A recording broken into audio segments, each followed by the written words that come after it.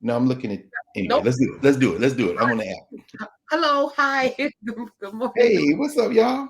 Hey, Nubians and everybody else. Dr. Carr is on location, and I'm loving this How because about that? 122 episodes in a row, unbroken. Unbroken. You've been out in them streets. You are in Houston. You are I'm in not Houston. with your Yeah. mama over your shoulder. I love that. Yes, Laura getting her hair fixed. I'm actually in her room here in Houston. My sister and brother-in-law and niece and nephew um, are here, and well, they're not here. I think the only one here now is my nephew who plays football. He getting ready to go overseas again to some Germany somewhere where my niece is running. I think she's running the 400 this morning. So they all Wow. went to the track meet. That child is, I think she's gonna be a Tennessee State Tiger Bill. At least that's what everybody hopes. So these young people not playing with these HBCUs, Professor Hunter. They are going to black. They're going back to black. Just like us, we are the renewed normal. This is the renewed normal. These children are going. Yeah, it is. Oh, there it is. I have to update this because this is the old one. Now I No, no, got no. That's it was. Nubia is the new normal. We broke the back during the epidemic. And although I am in a place that doesn't seem to believe in masks, although black people live out here wearing masks. But I see these, yeehaw free people, and that's cool, just stay away from me. But this is the second time I wasn't at the house. The first time, of course, we were all in Hershey, thanks to you.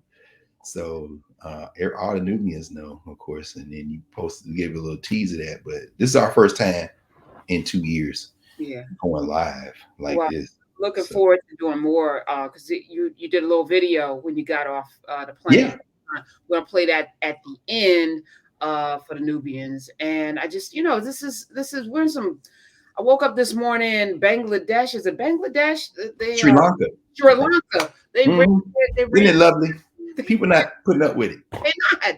They ran their president out of his own house while Brett Kavanaugh is mad because he can't eat at a restaurant. Yeah, Uh, he's Brett Kavanaugh's never going to be able to eat another meal. He might just stock up on beer and stay at the house because you tore your little country up, and now you worried about somebody having decorum. Don't worry about it. Or maybe he can get on the RV, and this is around about the time that good servant of his master, Clarence Thomas and his minder Jenny. Don't they usually get in the RV at this point, drive across America, and enjoy going places where people don't know them? And yes, that's about to say less. Maybe Brett can get in there with them. And the handmaid, you can take McGonagall Gorsuch with you, and y'all can go on the tour.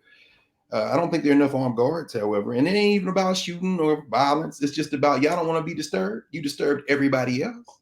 But yeah, Sri Lanka, I mean, and I shouldn't say it's good because people are losing their lives.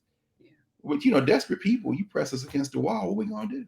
I mean, you think about a person who was a former military, minister of defense, studied in America, came in. It's like there's been all of these. I feel like there's an awakening all over the world where people are like, this feels like colonization and oppression. Y'all don't have to put up with this, and we're like the only country that allowed for a whole ass insurrection that was wrong. It was the opposite. And they feel like they're the ones that were doing the thing, like they running Boris Johnson out in England and, Oh, that's beautiful. yeah, letting the queen know that she's not welcome in Jamaica and Barbados and other places. Like, we're not doing this monarchy thing either. Y'all can go ahead with that. I feel like America's like y'all, we're like remedial or something. Like Maybe, mm, maybe, maybe it just hasn't quite emerged into view. Again, I mean, I can't stress this enough. And this is the importance of this space. This is a new space. And I love the way Paul Coates, the founder of Black Classic Press, calls his press. He says, this is it. Back when they started it, back in the 80s, he says, this is a new press with some very old ideas. And so, narrative, Nubia, this is a new formation with some very old ideas. That's what we have to say. It's the renewed normal. And what we're seeing is part of the work of this space. And by the way, everybody here, I mean, Cindy George picked me up at the airport. My man, Kofi Taharka, who is the chair of the National Black United Front. This is the NBUF shirt this year, 43rd National Convention. When I leave here, I'm going over there. I'll be there all day and then over to the Shrine of the Black Madonna. I'm going to talk about some of the Black institutions here, Professor Hunter, because everywhere I went, everybody love, love, love. Cindy's a Nubian, by the way. She picked me up at the airport. Her mama, who is a lifelong teacher in Pensacola, she said, when we were talking about or Thanksgiving. She said, Cindy doesn't miss. She's a journalist, wrote for many years. I mean, she's a big fan of yours. I think y'all know each other. I mean, she goes all the way back. I'm talking about Oregon, North Carolina, all kind of places. She worked here for the Chronicle for many years, Houston Chronicle. And her mom was a school teacher. She was raised by school teachers there in Florida. And she said she was visiting her mom. She's there. She's watching in class. We're here in the conversation. And she said her mom is like, she thought it was an actual class because she's like getting an MPH or something. So she said, oh, it's a class. And then she said, well, I'm going to leave you alone. So she went in the other room. But when we started talking about Lou Rawls, her mother, she said, I looked around and she was looking over my shoulder. Next thing is she was sitting there, and you cannot make this up. Now, well, by the way, we're on the way to Emancipation Park, by the way. That's where, Jack Yates, that's what, the first Juneteenth in Houston. And so she says her mom then, after she watched us, now she's hooked. She don't miss. But she said her father, she said, my daddy sounded just like Lou Rawls. My mother grew up in a community. These are Black women, entrepreneurs. They had juke joints. They had hair salons. They built all this stuff. And the place her mom grew up, this was her grandmother had this place. The guy would come out with, with the jukebox. They had the 45s. Every 2 weeks, he would come and switch out all the records and give the records to the kids. So she said, my mom got this incredible record collection. She said when she got to school, she went to Alabama State, believe it or not, Alabama State College for Negroes. That's where Fred Gray went. We'll talk about Fred Gray in a minute. She said she got there and her roommate had a Lou Rawls record and she was playing Lou Rawls. And she said, who is that? I never heard that. She said, I thought I heard everybody. I literally grew up with a jukebox. The guy gave us the 45s every 2 weeks. I don't know that voice. She said, when she heard Lou Rawls, she fell in love with Lou Rawls' voice. And she said, I'll end this story with this. She said, my father sounded just like Lou Rawls. My mother was not satisfied until she found a man who could be a Lou Rawls clone. And we went this whole story. But when she heard us talking about Lou Rawls, she said, oh, I thought this was your class. Everywhere I went, it's stories like that down here. So I'm just saying, this is the renewed normal. People been looking for this space, not to build something that wasn't already there completely, but to convene all these people who have been doing all this work. Because there's a whole, we talk about this, there's a whole other story about all these Black women school teachers. All that she started talking about the teacher associations. Her grandmother, her mother knew about that. All this stuff. This is like a clearinghouse. And I was scrolling through Nubia, wee hours of this morning, and I saw Gerald talking about the Commonwealth meeting, Gerald Horn, because somebody posted it in Nubia. Again, for those of you who are not yet in Nubia, this is like the Mbangi. Everybody's posting stuff, people are commenting. And I watched Gerald talk about things that I've heard him talk about before, and he and I have talked about before. But of course, the Commonwealth met. The Commonwealth met a couple of weeks ago, Juneteenth week, actually, and they were in Kigali. They were in Rwanda. Boris Johnson was there. What's his name? What's the Queen's son name? The one who was married to Diana. Who, Charles? Charles and his wife, right? The Dutch, they were there because they like to pretend like they're still in charge. But as Gerald was saying, the Commonwealth, which is all the former colonies of Great Britain who are no longer colonies, he said the leader of the Commonwealth nations now is that 1.3 billion person country called India. And I went and looked at the Commonwealth because all online. I watched some of the sessions. The president, Paul Kagame of Rwanda, his wife led this whole conversation about women in power. They had a parallel youth summit, all these Black people from all over the continent of Africa and India and the Caribbean, every place they spoke English. So I'm looking around for Mia Moore Motley. I'm saying, where's Mia Moore here? My point is that it's over for Great Britain. Them little islands that caught lightning in a bottle, as Harold French relates in Born in Blackness, because the Dutch really had the lead in the Spanish, the Portuguese, and here come the English. They basically lucked out, historical dumb luck and violence, which is why we having this conversation in English. Watching the Commonwealth, what you're saying about this sentiment, this rising sentiment in the world, it's here too. It's here too. It's in Houston. It's in these institutions. I'm saying it's the place I'm going, NBUF. It's their 43rd convention. It's international. It just hasn't quite gotten to the social structure where they can continue to ignore it. They can still continue to ignore it. But when it hits, it's going to be like, what happened? No, this was always here. Like Malcolm said. Yeah. I don't know. you know, sometimes I feel like, you know, we get almost there. There's a video of Muhammad Ali floating around this morning, where a journalist asked him about, you know, not fighting in the war, and he said, you white people, you know, you want me to go over there again and fight, but I'm fighting you. You're my enemy. Yeah, You're he my said, "You my poser. You you my poser." right. Yeah. You know, I was listening to Malcolm Kenyatta in Pennsylvania, you know, Yes. I Tell mean, me about that because I only caught a glimpse. He was giving them hell, and I really wish I could have. Well, tell us about that because some people may not know what you're talking about. I don't want to say it was so articulate, but you know, it was the way he laid it out in such a measured way. It's like you went against the will of the people, this legislative body. You did this, and now you don't want to answer for all of the things. I mean, he just laid him out, and they cut his mic off. Of course, Then well, they some, do it there in Pennsylvania State House. They've done that many times. you are, you know, you're out of order or whatever, and he just kept talking. But I was, I was. I love that young brother, North Philly. Hey, look, them. I was See if I can find it. I actually, okay. I'm gonna find it and play it. Please, Hold on, let yeah, me. because the Congressional Black Caucus weekend before COVID, young brother who was in our Philadelphia Freedom Schools, who was a city councilman there, Isaiah Thomas, just a phenomenal young brother. He went to Frankfurt High School. Him and Brother Marvin and a bunch of other young people we've had. They were in our first cohort of Freedom School students in 1999, and now he's on the city council in Philadelphia. And he asked me to come and be on a panel during Congressional Black Caucus Week in D.C. And you know, sometimes I go down there. I go down there very specifically, though, if I'm invited to do something, you know. And so he had this convening about Black political power, the history of it, what they're doing now. And he had all of these young people. I don't think there was anybody in that conversation who was over 40. Most of them in their 30s, some of them in their 20s. And I laughed because there were a number of these young people who were in the Pennsylvania State House. Because, you know, it's not just Malcolm Kenyatta in the State House. And we're sitting there, and of course, like I said, Philly is my bill. SB 106. Oh, there he is. Yes. And the thing about it is, these are brilliant, freedom fighting, people loving, Black people loving, grounded young people who are elected officials.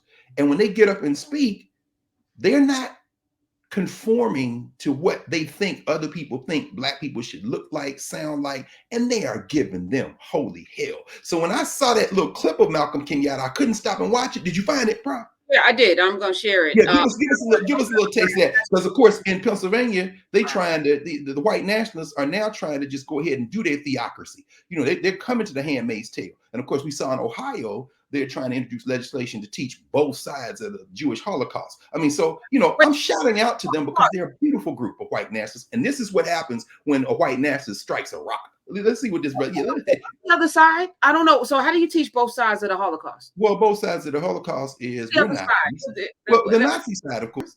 Which is what? Like what is the justification for? The justification is we rule and you get down or lay down. In the words of Beanie Siegel from Siegel Street in Philly, get down or lay down. The both sides is we don't care about truth, we care about power. But see, the problem is y'all are outnumbered, and you're about to find out. So will you help us? What is he doing? This is when they were debating that abortion abortion amendments. Go ahead, play. 6 is about more than protecting the freedom to choose. And that's right. It is about more than just the freedom to choose. And so I think it is worth the time to actually dissect some of these half-lies and to tell the whole truth about what is in this bill. And I'd like to do it one by one. And so we've had a number of my colleagues on the other side. They have suggested numerous times that if we pass SB 106, nothing will change. They've said it so many times that this bill would not actually ban abortion, that this bill would do nothing to make this Commonwealth more pro-life. This bill is just more of the same. Why are you here at 7:30 to do something that does nothing?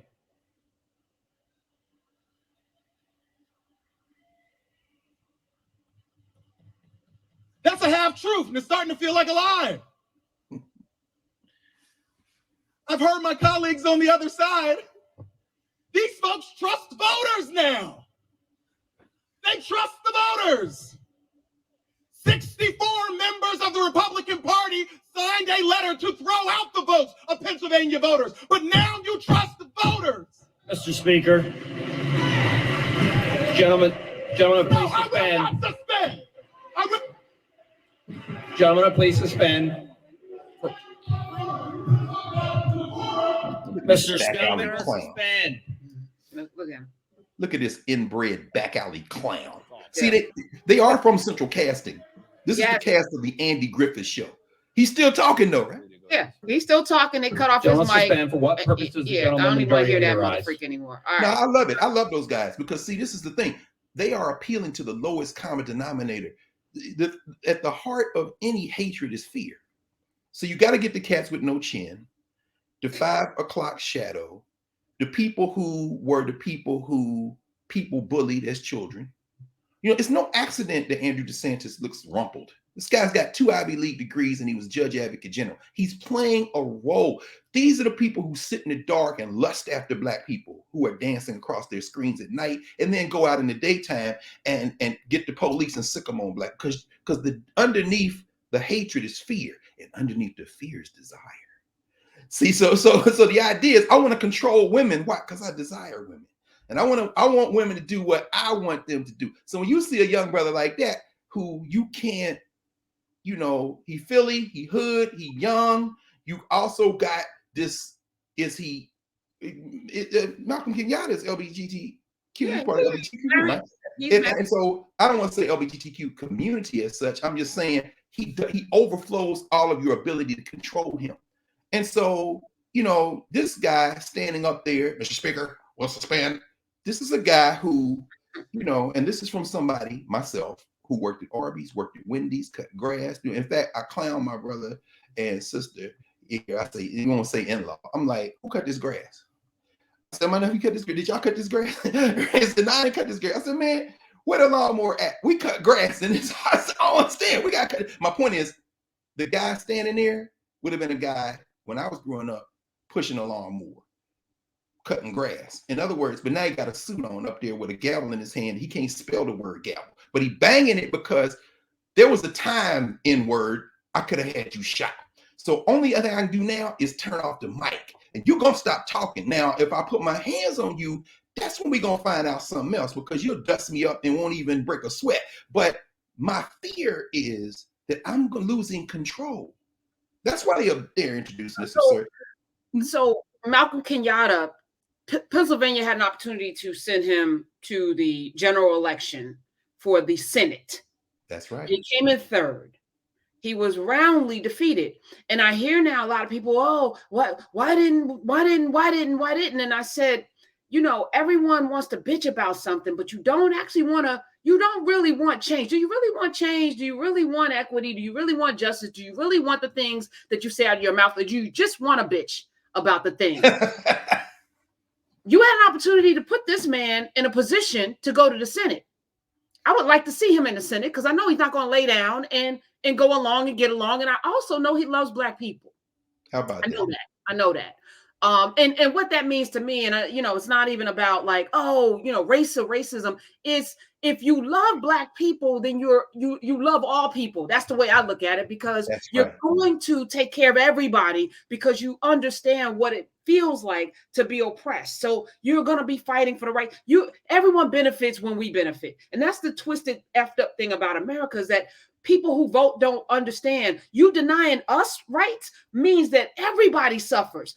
The opposite happens when you give people rights, when you give us the vote and whatever, because we're going to look out for everybody de facto. It's just going to happen, you know, because this is just how we roll. But I don't know, Dr. Carr, that's what we see in Sri Lanka and in Great Britain and in all of these islands actually is fomented here because more people voted for Trump when they had an opportunity. More white women who put on pussy hats in 2016, showed their asses up and voted for Trump. And they're going to vote for DeSantis. And I don't feel like anything, you know, even with this abortion, Biden yesterday, oh, women need to show up and vote. And I was like, I don't trust them women to show up to vote. Period. Not for righteousness. Nope. No. I think it's very. There's no roadmap. There's no roadmap. I was looking at an economist the other day who was explaining how, as an economist, when you start talking about the economy of countries and a global economy, you can't just pick one or two indicators. I think it was Richard Wolff, actually, interestingly enough. The analogy he made was a doctor. You're not feeling well, your body is aches and pains. You go to the doctor, say, Doc, give me a workup, tell me what's going on. And the doctor sticks a thermometer in your mouth and says, oh, 98.7, you're okay. Said, well, you don't go to that doctor again. Why? Because that's the only indicator you're going to use. He said, so economists who try to pick out things like stock market, the stock market that doesn't tell me about my condition. The gas prices, that doesn't tell me about my condition. I mean, and he says, you don't get to pick. I think about my friend and colleague, Bill Spriggs, first-rate economist, who every time the jobs report comes out, Bill gets on social media and gives us all the indicators. I remember many years ago reading about how Alan Greenspan used to get up and have breakfast. And you know how the Dons, these white Dons, the so-called masters of the world, do it. And they would sit and talk about everything, commodity prices, what corn do we have, so what pork bellies do this, you know, almost like a real life version of the Duke and Duke brothers in Trading Places, right? Eddie Murphy. And Will's point was, you can't just use one indicator. You got to have the full panoply. And even that is not going to tell you with certainty. Why did I go around the bush? Professor Hunter, as you talked about, as you evoke this, you know, we're not sure what's going on in Sri Lanka. I mean, you know, we see what just happened in England. We're seeing what's going on in France with Macron. We see what's going on in Colombia, as I just read an article in Financial Times this morning, where, you know, these people with money in Bogota and other places in Colombia are now looking into buying real estate and relocating to Miami. In Miami-Dade County, several million people, about half of them are Latinx, or whatever you want to call people, the Spanish speaking, and many of those folks are rich because they flee these places. And the Colombian peso is down 12%. But you know, people are saying, well, is that because they're afraid this left-wing government is coming in, the left-wing president, who, by the way, it can't change everything. And to Wolf's point, you can't look at just one indicator. You've got to look at a range of them. And even then, you can't predict. We see what the headlines are today. Elon Musk doing what we knew he was going to do when he began to beat the bottom of the pan about these, oh, well, those bots. I mean, no, you went out. So he's going to, you know, I want to nix the deal. And sure, Malcolm Kenyatta could have been running against Mehmet Oz, right? Dr. Oz, a creation of Oprah Gail Winfrey. Pause. Condolences to Oprah, as her father, Vernon, out of Nashville, East Nashville barber for many, many years, has made transition in the last 24 hours. Actually, I was up, my sister actually told me, because, you know, we all knew Vernon Winfrey. Again, you know, Oprah hasn't been herself so many times. People who just watch the kind of gloss might think of one thing, but she was a very real person. You know, she went to Tennessee State University. She worked at WVOL, and her daddy used to do things like take the light bulbs out the headlights so she couldn't drive at night to keep her at home. And she was allowed to go read the news on WVOL, which was the Black 80 AM talk show station. He just made transition. But Malcolm Kenyatta could have run against that invention of Oprah Winfrey, but the voters didn't come out. What is that an indicator of? Voter apathy? Sure, that's one factor, but there are a number of other factors involved. White nationalism? Absolutely, because there are white people who are never Trumpers, who are anti-white nationalist party, who wouldn't vote for Malcolm Kenyatta because either they say, I'm not voting for a Black person, or is the experience really? You looked at the guy that y'all eventually won the primary, right? I mean, he got a whole ass heart condition, but or yeah, I would vote for him, but I don't think he can win because these white racists are crazy. Okay, which brings us to Joe Manchin. But is there really a difference between Joe Manchin and Joe Biden? Not when it comes to the fantasy about what this place called United States of America is. What are the indices of where we are? Well, Joe Biden seems to think that somehow there is goodwill in this country, and if you just say the right words, or if you just keep pleading, that somehow these people will reach a kind of bottom out and touch their feet will touch the ground of their humanity, and they'll see the light and say, you know what, well, that was stupid. Joe, that's not going to happen. Just like when you were chair of the Senate Judiciary Committee and you allowed Clarence Thomas to get on the Supreme Court over the objection of damn near everybody who was a human being. In fact, on that committee was your friend, Mr. Bipartisan, Alan Simpson, who you just gave the Presidential Medal of Freedom posthumously. In your, they gave out all those medals a couple of days ago. Simone Biles from here in Houston, got a medal, and the great Fred Gray and Diane Nash, warriors of the long human rights struggle in the United States, is often called the civil rights movement. And but you gave Alan Simpson and John McCain one. Why? Because John McCain ain't no hero, no damn hero. But you gave him one, and you gave Alan Simpson one because clearly what you're trying to do is Megan Rapinoe. I mean, you're checking off boxes: gender, LGBTQ. Okay, then let me get the Catholic nun. Okay, I got that.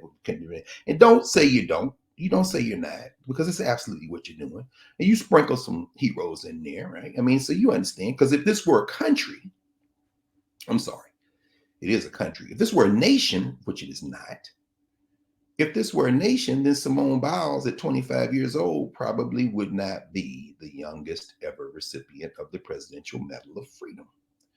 Because Fred Gray, when he argued to keep Martin Luther King out of jail, Fred Gray, when he walked up the steps of the Supreme Court to argue Gamillion versus Lightfoot, Dr. Gamillion and them boys out of Tuskegee, the voting rights case, Fred Gray was 25 years old when Martin King and when his friend Edgar Daniel Nixon, E.D. Nixon, down there in Montgomery, Alabama, the black brother, the Pullman Porter, who was the head of the Montgomery Improvement Association, who came in there, who had been struggling for many years, NAACP. He was the one who was responsible for elevating Ms. Rosa Macaulay Parks when she was the youth secretary of the NAACP. I think she was 42, 43 years old at the time. When Edgar Daniel Nixon came and got Fred Gray, this young lawyer, one of like two barred in the state, coming out of Alabama State University again, Alabama State College at the time. Of course, Alabama State College providing those resistors. Those people were in their 20s and 30s. Listening yesterday, once again, to Cindy George. Her mother went to Alabama State, as I mentioned. Cindy said her mama was taught, and she may be listening this morning. She was taught by Joanne Robinson. She said, oh yeah, my mother took English from Joanne Robinson at Alabama State College. If you don't know Joanne Robinson, of course, Joanne Robinson with the black women in Montgomery was the one who, along with those other sisters, was responsible for putting together the spine of the Montgomery bus boycott and the Women's Political Council. You can actually, Joanne Robinson published her own memoir about that, the Montgomery bus boycott and the women that led it. But I mean, again, this space is so important, not because it's paving new routes exclusively, but because part of it is having a space where people come and as you always say, Prof, bringing your brick, you're bringing those memories. We're institution building and we're connecting.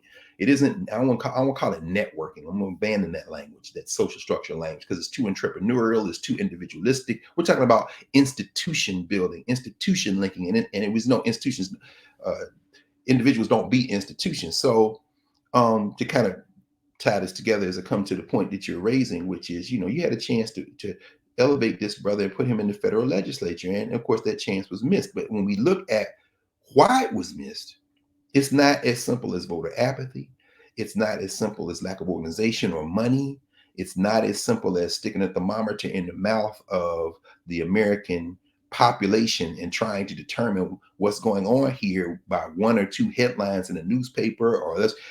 We've got to look at the full range of symptoms, the full range of conditions. And then from that, even when we offer a diagnosis, it could still be wrong. As Asa Hilliard used to say, that's why they call it practicing medicine, brother. They practicing, you know what I'm saying? So the reason I'm bringing all this up and kind of, convening is that human society is messy. It's human. We could, as a species, have already passed the event horizon for the end of the species. Because if we stop doing everything we're doing right now, the Supreme Court the white nationalist party has captured it now, and led by a good white nationalist supporter. Actually, if I imagine, he probably wish he was white if he could be. Clarence Thomas, who always listens to the voice of your master, the voice of your master. Clarence, the voice of your master, Justice Thomas. I don't have any problem saying Justice Thomas, because since it's a farce, none of it means anything anyway.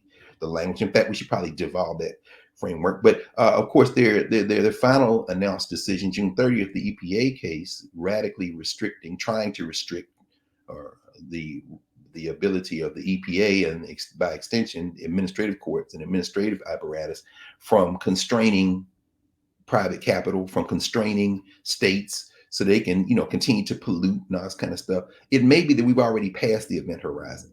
So if you didn't do any more emissions, if you cut out coal right now, if you cut out oil and didn't drill anymore, and one of the things that Malcolm Kenyatta, he was focusing on a woman's right to choose, of course, and choice. But one of the things they're trying to ram through the Pennsylvania legislature, of course, involves energy. They're trying to get rid of everything if they can. And so when we see this, we may have already passed the event horizon. And the next species that comes along, or whatever, you're doing an autopsy on the dinosaurs of this moment, which might be Homo sapiens sapiens, maybe the indication of the symptom that created that opened the door to the extinction of the species was when we left Africa and went up and got caught between the ice ages in Western Eurasia. Maybe we should never have gone up there and tried to relocate. I mean, you just don't know. But all that's going to be in retrospect. Those will be autopsies. So even if we have all the indicators, we still might not be able to predict what's going to happen next. The best we can do is gather indicators.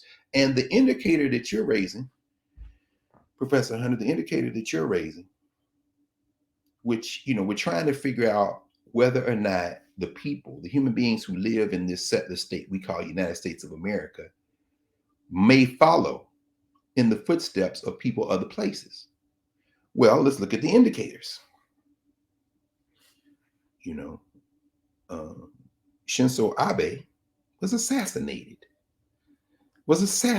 in Japan, the former prime minister of Japan, who served one time and had to retire because of his health, then did 8 more years, then had to leave because of his health, and now has become an ancestor because his health's not an issue, because somebody, and mind you, this ain't no, see, gun control laws don't work. Why? Because in Japan, the guy had to literally make a gun to kill him, shot him from the back, right? Please explain that to people. Please, Dr. Carr. What you mean? What you mean, Professor Hunter? It's interesting. Come on, let's talk. Yes. First of all, they've never had a mass shooting. I think the last mass killing was when we dropped 2 bombs on. How about them? Not we, United States government. Sorry, America. With the help of Nazi scientists. Anyway, we shouldn't, United States of America dropped 2 nuclear bombs on Japan. It was the last mass killing in that country. But they don't have guns. Like, you don't just have them. So there hasn't been any shootings, right? Like, and somebody literally had to make, he made several weapons, right? Please talk about that, because for those of us who, are not global citizens and we don't read the Financial Times, and we're not, in community as we are every week with Nubians all over, the globe, there's a disconnect, because of the propaganda that filters in. So, how did you see the assassination? Well, it's interesting you ask, because, of course, no, they don't have guns widespread in Japan, but they got shoguns. In other words, the gun is just a form of technology. The way of knowing, it doesn't mean there's not violence. It wasn't an imperial phrase. In fact, one of Abe's, he pushed this big, he's a Japanese nationalist. There are 2 prime ministers in his family before his generation, like a great uncle or great grandfather or something. And then, his uncle was in the cabinet. I mean, his father was in the Japanese government. In other words, Abe comes from a long tradition. And by the way, parenthetically, if you want to, we say, well, we don't say, you have to say we. Why? Because we are the government. Well, among other places, Black people have stood against mass killing, even in the nuclear age, particularly in the nuclear age. If you get Vincent Intondi, Intondi, I think is how you spell it, African Americans Against the Bomb. It's a good book that kind of pulls together Black people in the 50s and 60s, 40s, 50s, and 60s, during the so-called nuclear age, 1945 forward. Coretta Scott King, for example, Martin Luther King as well, both of them. But, you know, a lot of people may not be as aware as we probably should be of Coretta Scott King's huge anti-violence, anti-war, peace movement support. I mean, and there are many other people, you know, W.B. Du Bois, of course, S.E. and Paul Robeson, so many others. But get that book, African Americans Against the Bomb. That was the footnote. Now, back to the point. The Japanese culture, the culture of honor, the culture of tradition, a very old culture. Abe, for example, caped for the reinstitution of the imperial dimension of Japanese culture. Remember, World War II, they had an emperor. Now you ain't calling all the shots, but Hirohito, and you know, I mean, you got to surrender. This is a symbolic thing, but it also speaks to a way of knowing that creates a nation, a national concept. Nation from the Latin nasi, meaning to be born, meaning to have a meaning what? To have a parent, to have bloodlines. Cultural bloodlines are rituals and shrines and totems and icons. And so, you know, Professor Hunter, when a lot of people who first became aware of you because you went after that Confederate battle flag, it's not a small thing, because that flag is a totem. A totem is a portable shrine. You know, I'm sitting here in Texas, the Lone Star State, with its Confederate colors flying high, and don't mess with Texas all over the airport and all this stuff, and riding down here, and you see these, you know, you can smell the white nationalism. It's thick in the air here in Texas. You understand? But those symbols mean something, because this is blood land. You bled on this land. And so when we think about a guy like Abe, who on the political and economic side, you know, he's known, among other things, for this Abenomics, right? Expanding business and, you know, stimulating growth through generating, you know, a better political economy to project and to cultivate Japanese strength. He's known for advocating for self-defense in Japan, not individual self-defense, but reestablishing the military, because after 1945, it's written in that reconstructed Japanese constitution. They can't have that standing military, but Abe is like, we need it for reinstituting the rituals, you know, going back. We want the emperor. We want to be, you know, it's not going, you ain't gonna make no decisions, but we want, so Abe wants to project this strength. And he's saying, you know, we got China over here, we got Korea over here, you know, and people say, well, the Asians. Now, Asian don't tell you nothing. Asian is like American in some ways. What is an Asian? Is it an Indian? Is it Sri Lanka? Is it Chinese? And of course, China has its own complicated history. Is it India? Those of you watching Miss Marvel on Disney Channel, you know, he's looking at her and she's Pakistani, and the whole narrative around Miss Marvel is built around the partition in the 1940s, as Great Britain tried to basically gobble up. Isn't it funny how that little ass island tried to rule everybody? And now they meeting up at the Commonwealth meeting to talk about how they going to, you know, move forward. And Commonwealth is just an excuse to meet. And here come Charles and his wife, and here, you know, it's very nice. And they're looking at like, yeah, okay, whatever. Y'all ain't got no muscle no more. Hey, y'all need some help? I was laughing, Prof, because on social media I saw some of the continental Africans tweeting out, looks like the tribal leader Boris Johnson has been deposed, and Great Britain looks like it may devolve into violence. The West African delegation stands prepared to send in peacemakers.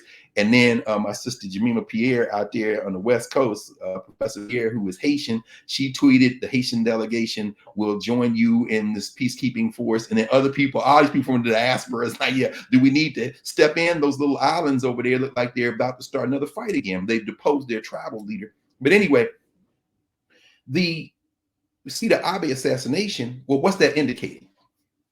That's indicating that even in a country where it's hard to get a gun, you know, in the words of Michael Corleone, everybody can, you know, history has taught us that everybody can be killed. And the fact that the Western press is projecting shock and concern, yeah, everybody can be killed. You know, what's the difference between what happened in Japan and what happened in Akron? Well, in the case of Abe, it was only 2 shots, boom, boom. In Akron, it was 90. Same functions, lungs, heart, walking around. One moment you're alive, one moment you dead. And guess what? Abe's life ain't worth more, no less than the brother got killed in Akron. So guess what? This violence, as Malcolm X said, you know, chickens come home to roost. When you've rooted it in violence, then you have to understand that that violence is going to just continue to reverberate until you end violence. And ending violence violently, to bring in Martin King and Howard Thurman and so many others, ending violence violently may only perpetuate the violence. And so when we think about that in the context of what we want, again, this anchoring question in the way we've been thinking about it here, this Africana Studies framework, and I'm going to say more about that in a minute because, it's an interesting week I've been going through since we were last together. Very encouraging in so many ways, reminders in continuous work. Those 6 conceptual categories: social structure, governance structure, ways of knowing, science and technology, movement and memory, and cultural meaning making. These 6 categories, which in each category contain all the complicated, all the contradictions, all the consensus building, all the interpretive framework. In other words, a conceptual category framework that will allow us to engage in diagnosis. And even after having engaged in full diagnosis, as full as we can, in order to act, we still might not be able to see where we are completely going. That 7th kind of overarching question that you, Professor Hunter, say, this is the question that guides the inquiry and also completes the 7. This is beautifully done. Of course, we get from our sister, Sonia Sanchez, yeah, but how do it free us? And so we ask, how do it free us? Assassinating Abe is not going to free anybody. Standing in the well of the Pennsylvania legislature is not, and arguing against these white nationalists that are trying to exert their fear, their hatred, fear, and desire based will over other people, particularly the bodies of other people, particularly the bodies of women, with a deluded jurist like Clarence Thomas leading the charge to extend that delusion beyond female to male. Everything from contraception to the capacity to marry who you want. All of that stuff we have to ask. When we ask, how do it free us? This is where I'm going. We have to ask ourselves, who is us and what do us want? Because if you ask the question of how do it free us to a white nationalist, they want the capacity to impose their will on other people. When you ask how do it free us to a Malcolm Kenyatta, he's saying, I want my people to be able to live in the world without fear, with the comfort of being alive and being fed and housed and clothed, the ability to dream and have their desires made manifest through the best of their capacity and not have to worry. And I want that for everybody. But since we have been harmed, we want that for ourselves and for everyone else.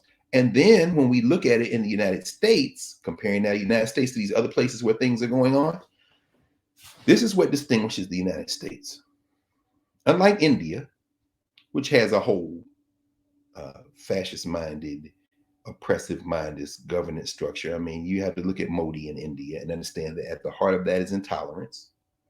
And at the heart of that intolerance, in some ways, one of the indicators, not the indicators, one of the reasons for that intolerance, of course, is Western colonialism. There's no India and Pakistan. There's Great Britain, that little ass island punching above its weight with its violent mind, who tries to colonize that whole region of the world. And then as it withdraws, partitions, say the Muslims live over here, the Hindus live over here, and hatred drives a lot of rhetoric in India right now.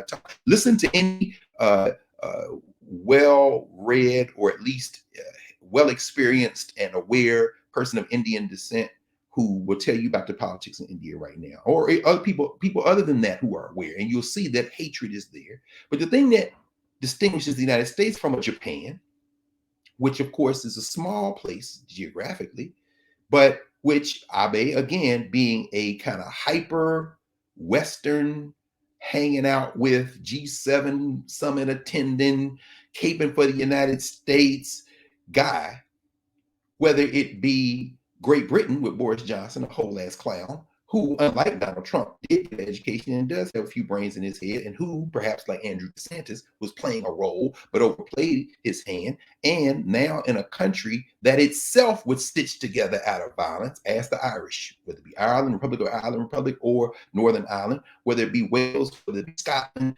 the United Kingdom, ask Oz about that, because we are participant observers over there watching that, whether it be in anywhere else in the world. Again, the idea that, and by the way, a brother who I actually saw the last time when you and Ajwa had him there in the studio, Greg Meeks, who apparently is capable for some legislation to try to make the countries in Africa pick a side in the Russia-Ukraine conflict. And, with all due respect, Congressman Meeks, you're of African descent and you should know better. Because guess what? They laughing at you, brother. You carry no weight. Because the United States ain't got that kind of muscle to force those Africans to pick a side, because most of the world is sitting out Russia, Ukraine, except as it impacts their geopolitical interests. So as Ukraine is fighting Russia and maybe trying to regain one of the islands in the Black Sea where they can maybe get some of this grain out for export,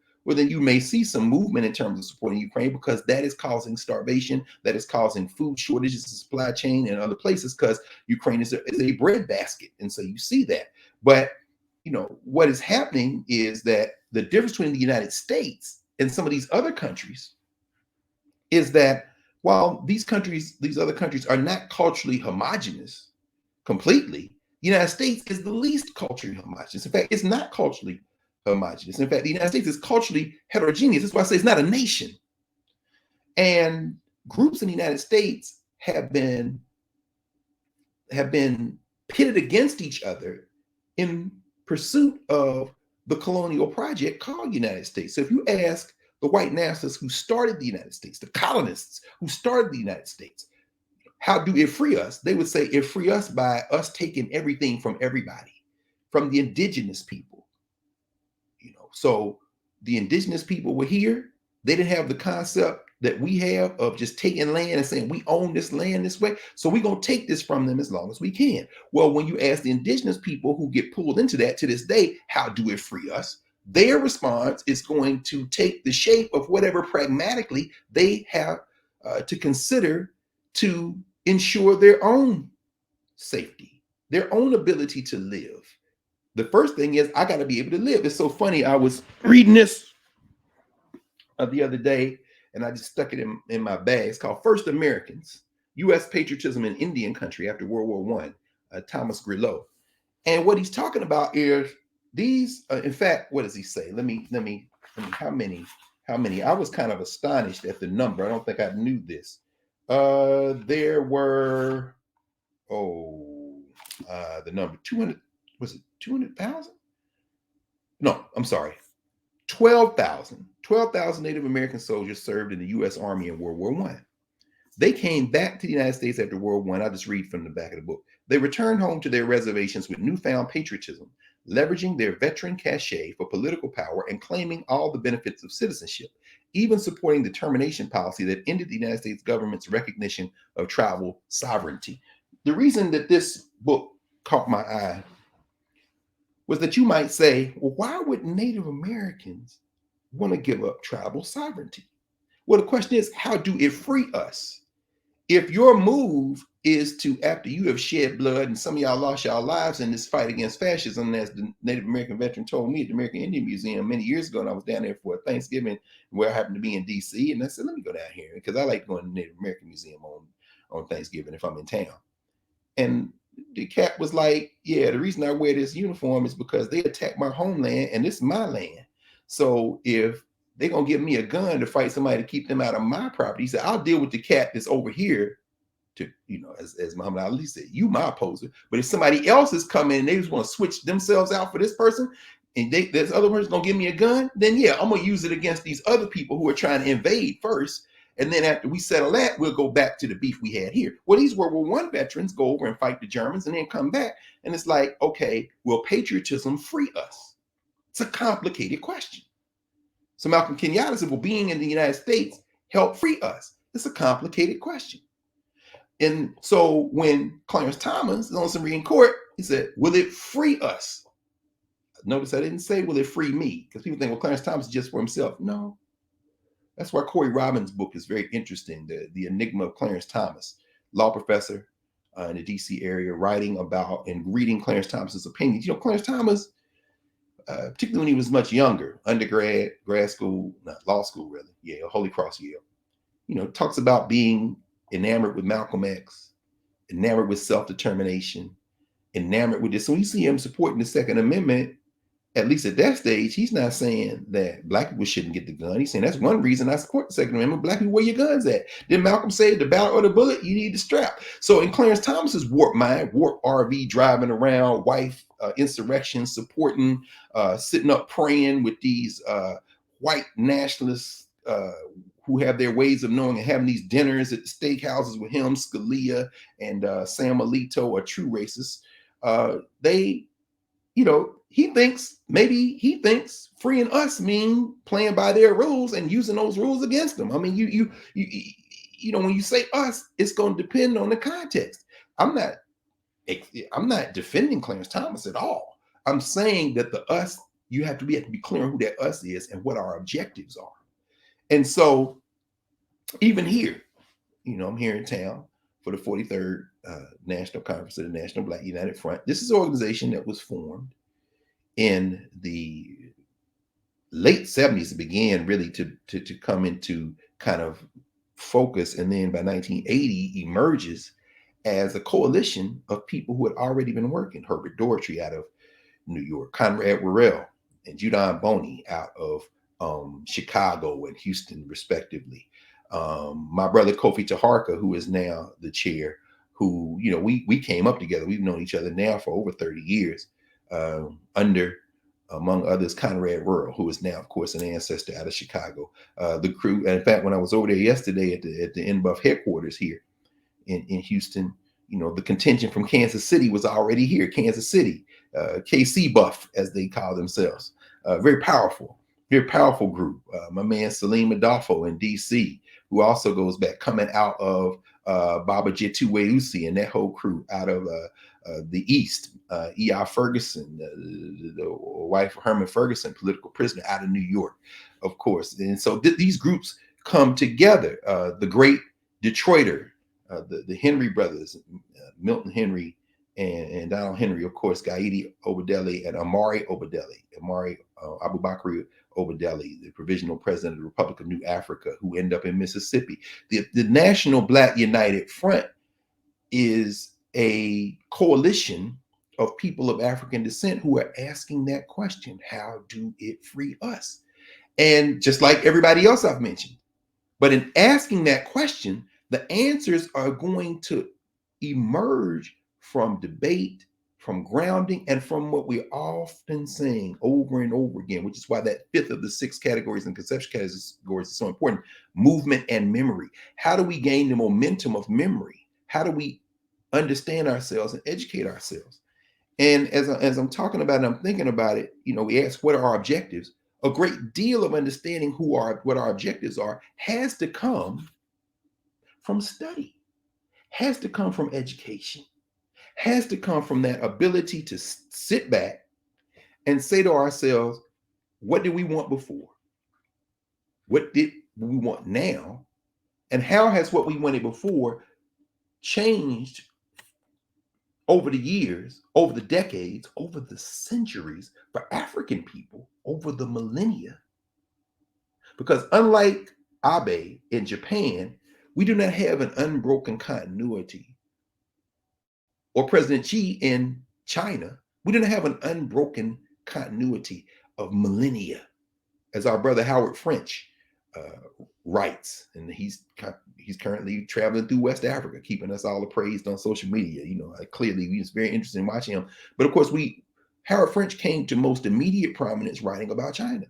He's written 2 major books, well, more than that, but these 2 books, Africa, China's Second Continent, which is something we probably should invite him back and have that conversation. We said we were going to do that, so we can do that, and we'll be able to do that. And of course, Everything Under the Heavens, which is his book on China and how China views itself. This is a civilizational country. It's a civilization and a country. The United States is not that. The United States is a settler colony with a bunch of different set of memories in it, constantly trying to impose some order on all those memories. So you give out some totems last week, some medals around your neck for Simone Biles, for Alan Simpson, for Fred Gray, for Denzel Washington, who, take it for a master actor, And, he says he has no symptoms. He said he contracted COVID, and so, get well, brother, certainly heal up. And certainly if you have no symptoms, that's a blessing. But he couldn't attend the ceremony. I'm thinking to myself, man, it takes a master actor to steal a whole scene. So, of course, if they have a ceremony just for him at the White House, imagine that. Now, 17 other people, no, I'm going to be by myself. But anyway, the point is that those medals around the neck, those are totems. You understand? Those are totems that represent shrines. They were given away in an American shrine called the White House.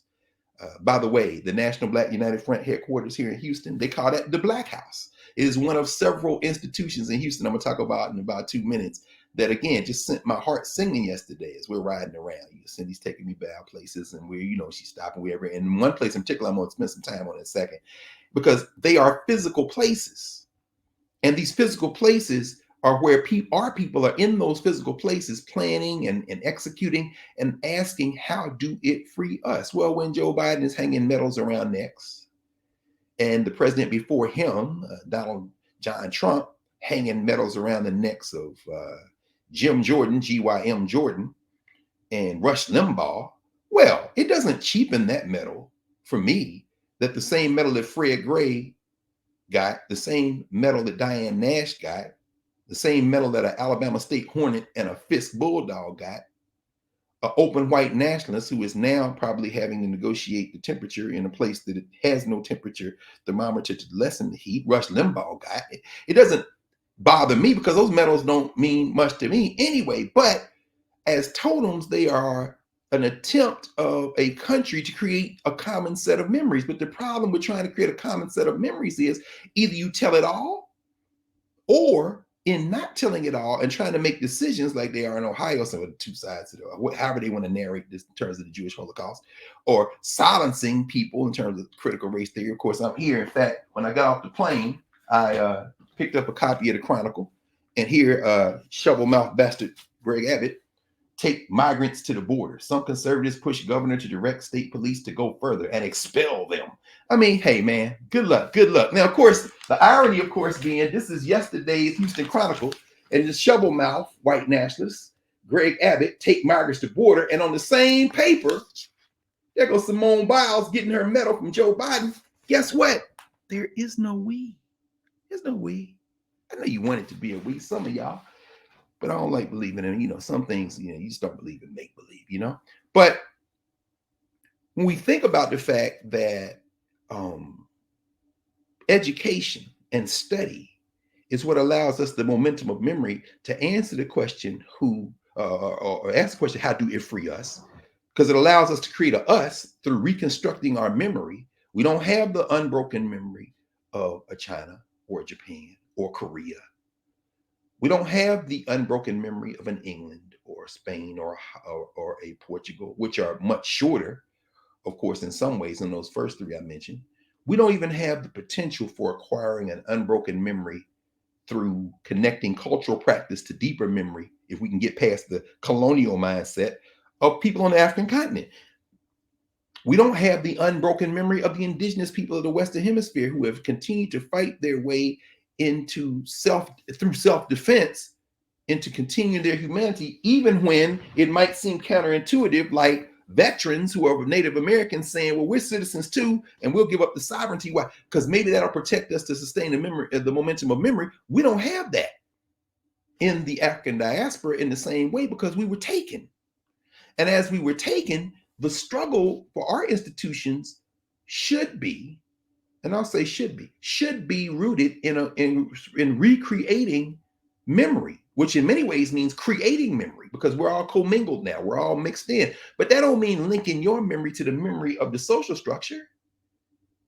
That's how you get a 1619 project. No matter how much you try to throw a little Africa in there, or a lot of Africa in there, if you're going to market with them numbers, what you've done is commingled it in a way, as Elijah Muhammad say, it's like putting ink in water, in a glass of water. Now you can't drink it and you can't write with it. It's just ink and water.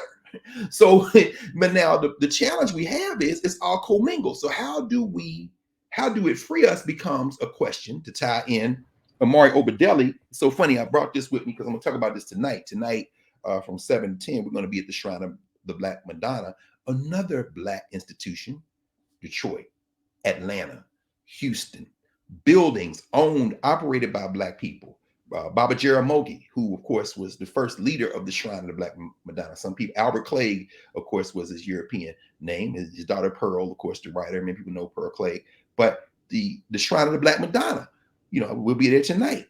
And if you're in the Houston area, come on through. A lot of folks who are in Nubia saying they're coming through. There's also a virtual. I have to put the link in Nubia so you all can. And later on, if y'all watching on YouTube, we drop that link as well in the comments so people can, if you want to tune in. But one of the things I'm going to talk about tonight is Baba Imari Obadele, who I met for the first time at a National Black United Front National Conference. We were in Detroit. This would have been the early 90s. I want to say it was before Queen Mother Moore made transition. But he has a piece in this is a journal called Southern Exposure. This is actually a special issue of this journal. This is from 1971, I want to say. No, 75. There was a group called the Institute for Southern Stories, the Institute for Southern Studies. It's a story for another day. But I treasure this particular issue because it's a special issue on Southern Black utterances today. And I'm in the deep South now, deep U.S. South, still north to everybody in Central America, the Caribbean, and Latin America. But this is a special issue that was edited by a sister, of course, we read and talked about in office hours, which I think we should probably do some more reading of her. And then, of course, it's Toni Cade Bombara. But at the time she edited this. This was, of course, she was in Atlanta. This was edited and produced in Atlanta. That's where the Institute was. And there is a piece in here by Imari Obadele. It's called Our Brothers Were in Custody. Again, this is before he published the book, Free the Land. Because remember, you see that there? Our Brothers Were in Custody. An excerpt from Free the Land by Imari Abubakari Obadele, the first president of provisional government of the Republic of New Africa out of Detroit. This is before he wrote his dissertation, before he joined the faculty at Prairie View, right up the road here. Shout out to the Prairie View Panthers, Prairie View A&M. Before he got his PhD in the 80s, 1984, 1985, where we talked about this when we talked about reparations. His dissertation, which eventually turned into a book, America, the Nation State, on how state formation happens in world history and how people of African descent, who he would call new Africans in the United States, will have to come up with our own concept of statehood, our own concept of self-determination. How do it free us? Which is why they went to Mississippi. And this is before that book came out, Free the Land. And in fact, well, this is a story for another day. Here he is. Here's Baba Imari as a younger man there on the microphone, the bottom picture in the top on the microphone here. Of course, reminds me of Chokwe Lumumba and all the cats. And Chokwe Lumumba, the mayor of Jackson, Chokwe Antar Lumumba is his father. That's how they ended up in Mississippi. Again, protecting, defending the Republic of New Africa. But where am I going with this? He writes in Free the Land, because what he says is in fact, let me just read this. He says, when our ancestors were freed from slavery under American law, they were never asked what they wanted to do, whether to become U.S. citizens, go back to Africa, go to another country, or set up an independent nation of our own on land in the Deep South, which over generations had become our traditional home. We have never been asked. Thus, the plebiscite, in other words, have a vote, take a poll. The plebiscite is an appropriate remedy for America's failure to ask our consent in the past. And this argument draws around us not only the protections of international law, not only the protections of the First Amendment, freedom of speech and the right to petition, but the protection of the Emancipation Proclamation, a legally important but neglected document, and the 13th Amendment. That being said, however, we know that legal correctness has never been sufficient to protect Black people in America at any time. We knew that illegal arrest and prosecution and fraudulent imprisonment are not just acts involving the law, they are political acts. I'm going somewhere with this. Murder, whether by lawmen or civilians, when used to destroy a cadre or assassinate leaders, is not simply an act of law, but a political act. And political acts are often, always, when they involve murder, irreversible in their results. I was talking to somebody the other day, not the other day, yesterday. Abe is dead. Somebody texted me and said, is Abe Ferdinand? Because remember now, they try to say World War I. That same World War I, these Native Americans fought in, and a whole lot of other people too. The Battle of Henry Johnson, Albany, New York. The great fighters, the Harlem Hell Fighters, the 369th, the Old Dave, Illinois, the 370th, of course. Black people drawn into the war, the conflict here in Houston, 1917. In fact, one of the things, I'm going to talk about this place in a second. One of these black institutions I went to yesterday, who's part of the coalition of the National Black United Front. And when you come in this building, they got two big buildings here in Houston. I love when you see black people with black buildings. You come in this building, they got pictures of black children everywhere, red, black, and green everywhere. They got a whole vegan cafeteria and they serve elders. So you walk in, all the elders in there eating their meals. They got a whole library. They got an Mbongi room where they convene the elders twice a month, and they have an elders council, chairs sitting up in a circle. They got a park next door that the city of Houston paid for, because Houston is about 3 million people. You got another 5 million in the area, and it's majority non-white. A lot of Latino people, a lot of Spanish speaking people, and a lot of people of African descent. There are more black people in Texas than any other state in the United States of America. And the park that is next, literally outside, you walk out one of the buildings, you come over here, the park, Baba was taking me, and of course, shout out to Deloitte Parker Jr., who is the leader and has been for 53 years of this institution. This institution is called Self-Help for African People through Education. Self-help for African people through education. Self-help for African people through education. Its acronym, SHAPE. Shout out to SHAPE with their 2 locations, one nearer to Emancipation Park, Jack Yates and them. And I went by Jack Yates High School, Rollins Old High School, Felicia Allen, Debbie Allen, now Felicia Rashad, of course, Debbie Allen. Jack Yates, of course, and the other 3 ministers that bought that land. Yates coming from North Carolina. Reverend Yates went by the cemetery where he was buried, so he took me by there. These are black institutions. And SHAPE, going in that building, when you first come in, the second building that they have, community center. In fact, the official nickname for SHAPE here in the 3rd Ward of Houston, 3rd Ward. It's all black, but I'm sorry. Let me pause here. The park that the city of Houston paid for, and as Baba Parker was saying, we standing there, and he said what I always say, and I'm saying, man, I'm glad to hear you say that, Baba, because I know this is the sentiment that I received from elders that we all did. He said they're not giving us anything. People say they don't take grants except that they can control. Meaning what? He said we go to the government and say this is what we're gonna do with the money. And they give us the money, we do it. He said, you tell people what you're going to do. And if they say we can't do it, then okay, then you keep fighting. Why? Because he said, that's our money. We pay taxes. Meaning what? That's our money. So don't act like they gave you anything, and then you tell them what you're going to do with it. So we standing there, he said, what you think the name of this park is?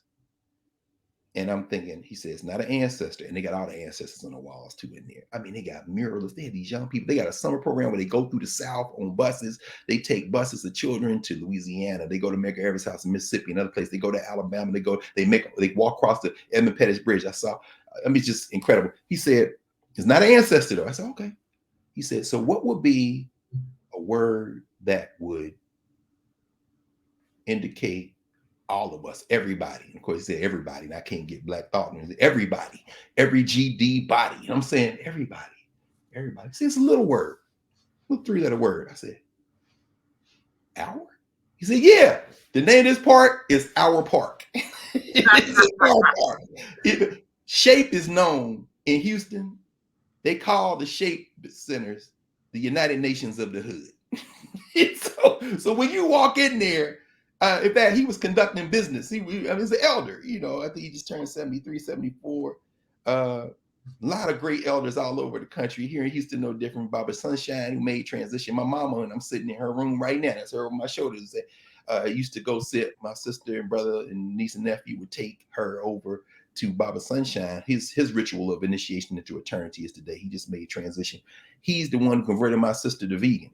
So, and then another elder in the community, right? So, our park, in other words, in fact, his rituals today, and I know Baba Parker is speaking at the ritual this morning here in Houston, and then we'll see him later because NBUF, we're going over to one of the SHAPE centers, the one I was at yesterday. But So when you walk in the Shape Center, you look to the left and they got racks. And on the racks are the black newspapers. Of course, the Final Call.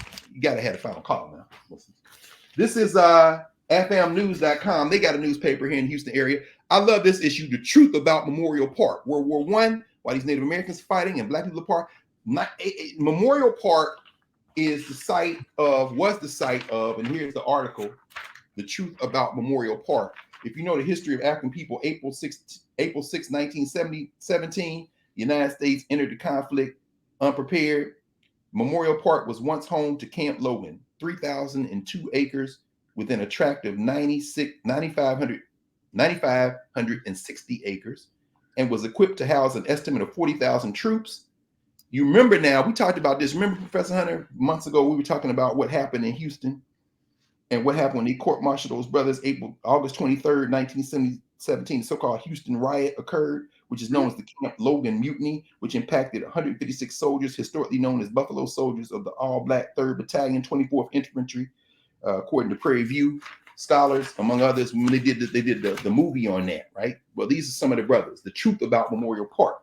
And so there's a huge, of course, Nigerian population here in Texas, particularly in Houston. And this is the Guardian News, which is a Pan-African newspaper.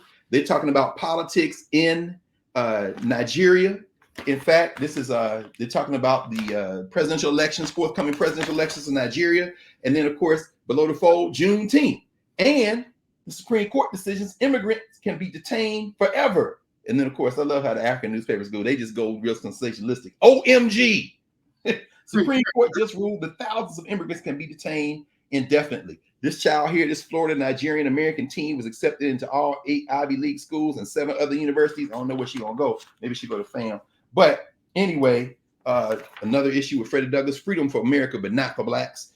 And of course, the old school, the Defender, the Houston Defender. I love this cover, overturning Roe versus Wade. Black women hit hard by SCOTUS ruling, abortion rights and human rights, and then in the fold layout on how this is going to affect black women. Of course, overturning Roe versus Wade, black women hit hardest. And so I'm bringing all that up because in talking with Barbara Parker yesterday, who's from Port Arthur, Texas, by the way, Jack Johnson, and Galveston, Port Arthur, talk about Juneteenth, who has been doing this work for over 5 decades. You walk out the front of the Shape building. To the right is our park, which abuts on the corner there, and across the street is a church building. I said, Baba, this church building, I saw these African flags up. And he says, that's the original Shape building. I said, really? He said, yeah, that the corner there, because it looked like a converted house. He said, that was my bedroom. I lived there. I said, what? He said, now, Professor Hunter, let me pause here. Because right now, as is always the case, week after week after week after week after week, there are people from all over the world here. I want you to know, if you're watching this, that there's so many people here and everywhere that I've been since we started this who are really part of this conversation. And the beautiful thing about it, when you say bring your brick, bring yourself, bring what you've done, bring what you do, bring your memory, bring your momentum of memory. How do it free us? It free us by allowing us to share in each other's memories. And through that, we build the we, so that when we ask how do it free us, we can go into what Amari Obadelli writes about and what I read from, but I did not read this. He talks about, because his brother was a lawyer. Gaidi was a lawyer. And what Baba Amari writes about in here is the inside strategy and the outside strategy. And he says, you can't, in fact, watch this. He says, let me see. The point is that a determined political act, however wrong or illegal, can only be arrested by an equally determined and courageous judiciary and an equally determined and courageous executive. We knew that throughout the 350 years of Black history in America, we have rarely had such combinations to work for Black people. We knew it. The whites in Mississippi knew it. And so when they were not minded, the whites in Mississippi moved with swift and ugly political acts, fraudulent imprisonments, unlawful assaults, arson, murder. And then they stood the weight. Sometimes the weight was heavy, as when they killed 14-year-old Emmett Lewis Till, and blacks and whites in America cried out in revulsion. They had to bring Emmett's killers to trial, but they stood the wait because they knew there was not a judiciary in America and not an executive, though the United States president was a white hero named Dwight David Eisenhower, determined enough or courageous enough to try to reverse the deadening results, increase Black terror of their base political act. They let the killers go scot-free. I don't know if you saw, but apparently in Raleigh, did you see that story? Yeah, tell us. Yes, it's about the woman. Yes, you tell us, because you heard the same thing I did. You may have better intel than I have, because again, I've been trying to prepare. They discovered a warrant for her arrest. The woman that claimed that Emmett Till, verbally assaulted her, and Carolyn Bryant is still living. As a matter of fact, some people went to the nursing home that she's in, which I don't necessarily condone. I don't condone that behavior at all. But I do think that she should be arrested and held accountable, like the Nazi guard that was just convicted, who's 100+ years old. There's never, justice delayed is justice denied. She did that. She caused the death of that 15-year-old young man, and she should be held to account. She's still alive. She should she should be arrested and held to account. Hey, I agree. And here's where, and again, you frame this conversation we're having, because we ask not only how do it free us, which is the question we always have to ask, but also when you raise the need to understand and to act in accordance with that understanding of what's going on in the world and what's going on here domestically, it's difficult. Man puts together a gun and kills the former prime minister of Japan. Okay. Remember World War I, the assassination of the Archduke Ferdinand, they try to tell that romantic story, and that's what led to World War I. Okay. All right. So you never know what's going to be the wick. I don't condone going to a nursing home looking for Carolyn Dunham. I do not condone it. I do not condemn going to a nursing home and looking for Carolyn Dunham. I do not condemn it. I bear witness to the fact that these are the unintended circumstances when, whether in Japan, they don't have violence. No, they don't have guns.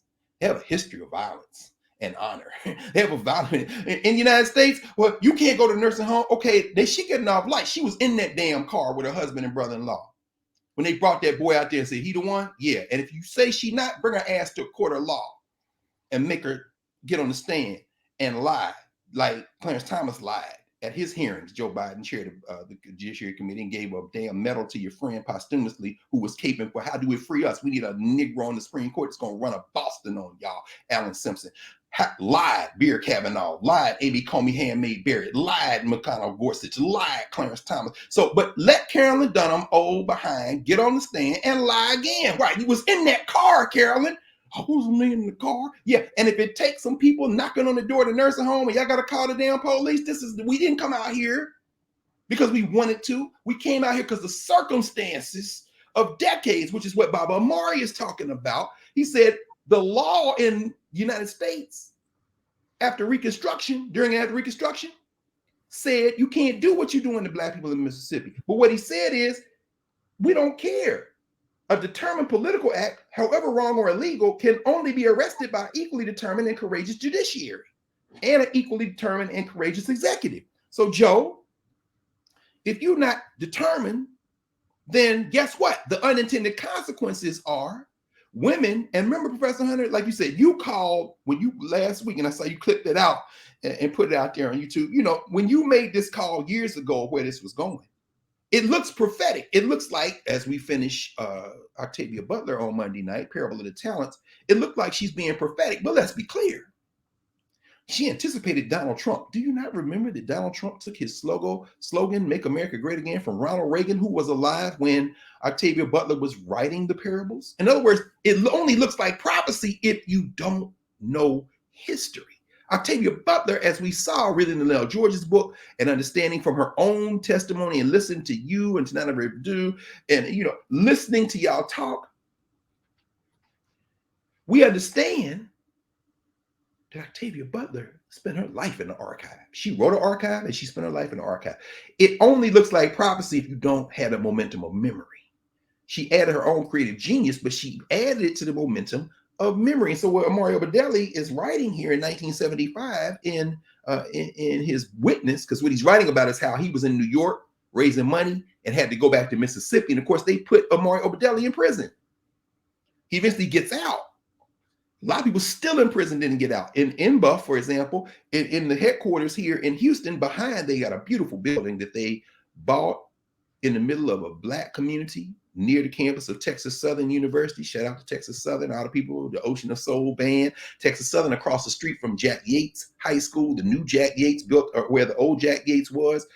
Freedom's Village is around the corner. And here you have Jack Yates High School, of course, which is named for the Reverend Jack Yates, who along with those 3 other ministers bought that land coming out of enslavement after the Civil War called Emancipation Park, which was the first stop Cindy took me to. We stopped there. Let me look at Reverend Jack Yates. And then we went by the cemetery. But the point I'm trying to make at this moment is that Amari Obadeli, in the back of the NBUF headquarters, they've got a garden named for political prisoners, because a lot of people did not get out of jail. A lot of people still in jail, still in prison. These are political prisoners in prison because of their politics. And so what Baba Amari is saying here is that you can't just rely on the law. But at the same time, this is where I'm going, because he talks about as they were shot in Jackson, Mississippi at Jackson State. He talks about the killing of Medgar Evers, the assassination, and how people got away with it, how that just mirrors what they did during Reconstruction. But he said, we got to have an inside strategy and an outside strategy. Remember, his brother was a lawyer, and Amari Obadeli himself with legal training. Again, read his book, America, the Nation State. There's nothing, here's absolutely nothing, except a shrinking from the political implications of the issue of reparations. There's nothing new in the reparations debate today. Now, there may be a form of, to quote another young brother who I hope talked to at some point. Oh, I thought I brought his book here. He calls it elite capture. You're looking for books, and still, I mean, no, I don't never get on nothing moving. It's crazy that you're not in your spot, but you still got books. Because it's all a puzzle to be solved. I mean, gee, I don't never put nothing in my bag that can't be connected. In fact, I got this in the airport because I don't subscribe to Harper's, but this is the latest issue of Harper's. I picked it up in Houston, called "The American Century Is Over" by Daniel Bessner. This is a cat who I think I would love to hear the two y'all talk. He wrote an essay. It's on page 24, and I started reading it in the airport. And as I'm walking, and they was like, "Where are you?" He said, "Oh my God, let me get out here." And he starts in World War II with Hitler. Empire burlesque. What comes after the American century? American century is over. In fact, the American century wasn't even 100 years. When you read Nikhil Singh's book, Black as a Country, and he gets that from Amiri Baraka in America, Black as a Country. Again, it's not a nation. One of the things you talk about, where he really talks about, is the American century is basically 1945 to the first decade of the 20th century, the 21st century. Because, you know, by then, of course, America's power is already waning. And now, you know, here's the thing. They tell you, it's not even a secret. Now, I mean, you had to get off TikTok. Hilarious. I'm on the plane leaving Thurgood Marshall, Baltimore, Washington Airport, flying in here. And I'm on the plane with a bunch of young people, maskless young people with kind of neon color shirts, who I think was some kind of Christian group. I didn't ask because, you know, I got my mask on. I'm just sitting there watching, listening, which is always fascinating because you're dealing with human beings. You know, a lot of this racial ideology is cosplay. But if you invest too deeply in it, then I got to fight you too. And it's sad because these are young people. And I'm on the plane writing. I'm reading and writing the whole time. And so as we're getting off, we're deplanning. One of the young ladies, white girl, teenagers, I think these were teenagers. She said to me, she said, "Are you a college professor?" And I said, "Yes." "Why would you say that?" She said, "Because you sat there and read and wrote the whole flight." And I thought to myself, yeah, I am. I started laughing and kept going. I mean, maybe she's a Nubian. But anyway, the point is that it's funny because you see somebody reading and writing, a thing that many of us did. My daddy sat on a porch in Nashville and read and wrote many days when he was, you know, when he was off or he was, you know. I'm thinking, but you associate that. And she said college professor. First time I thought she was the feds. Anyway, as they were talking, two of the adults, chaperones, from what I could gather listening, one said to the other, "Yeah, these kids got all that Chinese spyware on their phones. You can't take it away from them." And the other one said, "Yeah, I guess you can't." And then one of the children, overhearing this, said, "I don't care. They can have everything I have." They were talking about TikTok. But so I'm just laughing because I'm thinking, You see, all these borders, the flags, the state borders, all this stuff is imaginary. It only has the enforcement of the rule of law. And as what Baba Amari talks about here is, he's saying, while we are organizing, all of it is political acts. Everything, the law itself, if you can't enforce the law, it don't matter whether the law is on the books or not. And he says, you know, my brother is a lawyer. When you read America, the Nation State, he is making a legal case for self-determination. One that is much more aligned with American history and constitutional law than this paint by numbers BS that Sam Alito, a true racist, and Clarence Thomas, who is the leader of the court now, who loves his master. What Amari Obadeli writes is more sound in terms of being consistent with the letter of the so-called aspirational project called America than what Thomas and Alito or them are writing right now, making shit up, leaving stuff out. As Breyer said, now retired and probably somewhere crying in his beer, said in his dissent when he was in the New York case where he's telling Amy Coney Barrett, y'all just making up history. Y'all talking about going back to the historical record, and then you go back and pick out what you want. Bring it all forward. But what I'm about to raise is that in this process, what Amari Obadeli is saying is you got an inside and an outside process, and the two should not be commingled. You got to coordinate, hence a united front, National Black United Front. We do not all agree, but we have to have a united front. Now, what does that mean? State Senator, Philadelphian, Malcolm, who you were named for? Go look it up. Kenyatta. Is that a South Philly name? No. Is that a West Philly name? No. Is that an American name? No. Jomo Kenyatta.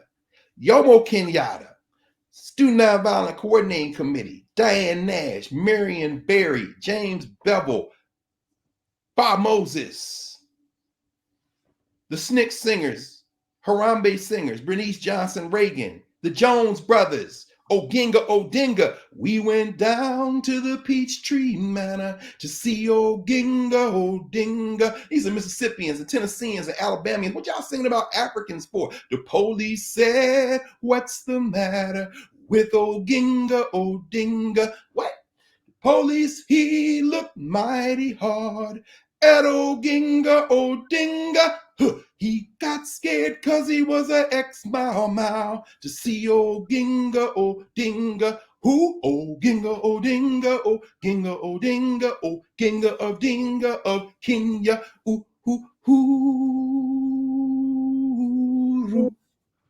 Ha! Freedom now. These are young people of African descent in the United States of America, in the South, talking about being in Atlanta when the Kenyan delegate or representative of the Kenyan government, Oginga Odinga, came to Atlanta. The white city fathers tell them, oh, we're the city too busy to hate, whatever. And they in there engaged in civil rights protest when Oginga is there, not fooled at all. And they go down to the Peachtree Manor, to the hotel they got to meet with this brother. And they try to tell him, hey, man, these people in the social structure, as we would use that category, they lying to you. But you ain't got to tell him that. He see what it is. Thank you for coming to see us. It's your cousin from across the water. He is of the same generation of the brother who was the first leader elected leader of Kenya, the prime minister. In the second verse, he says, Oginga says, look here, what's going on down in Selma, which where we going to end in a second with Fred Gray. If you white folks don't straighten up, I'm going to call Jomo Kenyatta. Who? Oginga Odinga. Oh, that's the Kenyatta in Malcolm Kenyatta from Philly. But his name is an East African name because Kenyatta is an honored name. That don't mean that the politics aren't complicated. Raila Kenyatta followed. He was the prime minister in Kenya. You got battles there going on because you still got challenges with this nation state concept. But the name Kenyatta stands for resistance. The Kenya Land Freedom Army, which Kenyatta wasn't central to, another brother among the brothers and sisters, of course, Dedan Kimathi, the name that I was given, Kimathi, that name comes from his name. That's my African name. That's what they call me. He was going to call me over there in NBUF to but Malcolm Kenyatta, he not in Kenya. He in Harrisburg. And that no chin, 5 o'clock shadow, rumpled looking, grass cutting white nationalists banging on that gavel. You can't stop the rain, baby. Your little country coming apart. Why? Because it was never a country to begin with. Now, the point I'm making is this. As the Obedelli brothers bring up, and as Amari Obedelli is writing in this piece in the Southern Exposure, the inside and outside strategy must not touch each other. You got laws on the books, right? You never asked us what we wanted. No. You should allow us to be okay. And in the meantime, we're not waiting on you. We're going to buy land. We're going to put property together. We'll call this area in Jackson the Cush District. Now, if you go at 1975 and tell them in 2022, your children will be the elected leaders of Jackson in this ongoing struggle, I'm sure they would say, really? Okay, so, all right. Could you have predicted it? Sure. Could you have predicted it? No. But you put all the evidence out and you try to plot and plan how forward. Now, are we free? No. Because the services aren't the best. Why state of Mississippi legislature still trying to strangle them. Amari would say, of course they did. Didn't you read what I wrote in 75 about what they did after Reconstruction? And what they did in the 50s and didn't do? And what they're doing now as they try to assault us and put us all in jail, claiming shooting at the police down there? Yeah. We got an inside and an outside. We go in the courts, we fight. We go in the street and we fight. And sometimes when y'all ain't looking, we meet up and talk. And even when you are looking, because we coordinate, because we know y'all coordinate. Ain't that right, Jenny? Ain't that right, Jen? Your little friend hanging around your wrist like a tennis bracelet, Clarence. Did you all talk to each other about Supreme Court cases? No. No, we know you are a whole liar. We know you are a whole liar. You were sitting behind your husband there in 1991 as they were going witness after witness after witness of Black women that Joe Biden didn't allow to testify, that all know that all Clarence Thomas was talking to them about was porno. We know who you are, Clarence. We know your fear, your desire. Your desire a little bit different than those white men you're next, because while they desire blackness, you seem to be hung up on Long John Silver. Anyway, the point is this. Y'all are liars. Of course y'all talked about it. You coordinated. Y'all prayed together. No problem. What Amari is saying is we know the law is a lie, but we also don't concede the political battlefront. That's why Malcolm Kenyatta is in the Pennsylvania legislature. You should have sent him to the federal legislature. People say, why do you vote? That's just a strategy. It's an insight. Go read the people you cape for. Don't you love Amari Obedelli? You claim you do. Red, black, and green. I don't care whether you say ADOS or non-ADOS. There's a lot of people here who say we don't need to deal with these Africans. I know, but I walked in shape and they had the African newspaper there and it's Pan-African along with every other black newspaper. Then as I'm standing outside, let me start bringing this into Atlanta because I saved Fred Gray for the end. No, let me talk about Fred Gray and I'm going to say this to the end. What Baba told me as I was standing out there as he talked about living across the street. But the place across the street is a nice corner building. It's a church now. It's got all these Pan-African flags. It's beautiful. The flags of Africa, different things. And that was the first shape. 1969. Beautiful building. We're standing in front of our park next to one of two bigger buildings, the Shape building here. And he's telling me this story, which I'm going to end with in a second. Before I get there, that inside-outside strategy involves every battlefield. Once we get a sense of who we are, when we get a sense of who we are, then we deploy our action guided by what we want, which means immerse in our memory, which means understanding that grounding, again, shape, self-help for African people through education. That's what we're doing. We've been doing now for 2 years plus. That's what we're doing in Nubia on Monday nights. That's what we're doing with Baba Mario Beatty. That's what we're doing with Dr. Sunyata Amin. That's what we're doing with all the courses. When you go in Nubia and you see all these different courses, you get lost going through there and you pick the one you want, you click it, and we're dealing with everything. Mansa Musa's Go. We're dealing with financial literacy. We're dealing with institution building. We're dealing with education. People are comparing notes. They're going in the room saying, this is what I learned. This is what I learned. This is what I learned. Coming together. And so that is an inside strategy. How do it free us? And then you got people who are engaged in that system we find ourselves in, that social structure, and they're fighting. Not everybody, but a lot of people. And among them, one of them, two of them, Thursday, got those little medals hung around their neck that the Nigerian newspaper, not the Nigerian newspaper, that the Houston Chronicle, the social structure newspaper, while they got the headline about this white nationalist trying to put out people who've been here longer than his funky ancestors even been wearing clothes. But at the here you got Simone Biles getting that totem from Joe Biden, who found courage for an executive order. But as Amari Obedelli said, the law is only as good as the people willing to enforce it. And Joe Biden, you're in a long list of punk presidents. I mean, Dwight Eisenhower from both parties, you know. But on Thursday, two of more of those medals were hung around the neck of Fred Gray and Diane Nash. Diane Nash, of course, from Fisk University, who was one of the leaders of the Nashville student movement. And Roland Martin the other night made a very important point. James Lawson don't have no medal. Now you were right in giving it to Diane Nash and because you're not honoring them, you're honoring yourself. You're trying to keep the project going by weaving this memory. But when you hang that medal around the neck, you got to understand, when I see that medal, I'm not looking at the medal, I'm looking at Diane Nash. I'm looking at a fearless young woman. I'm looking at C.T. Vivian and John Lewis from the Baptist Seminary in town.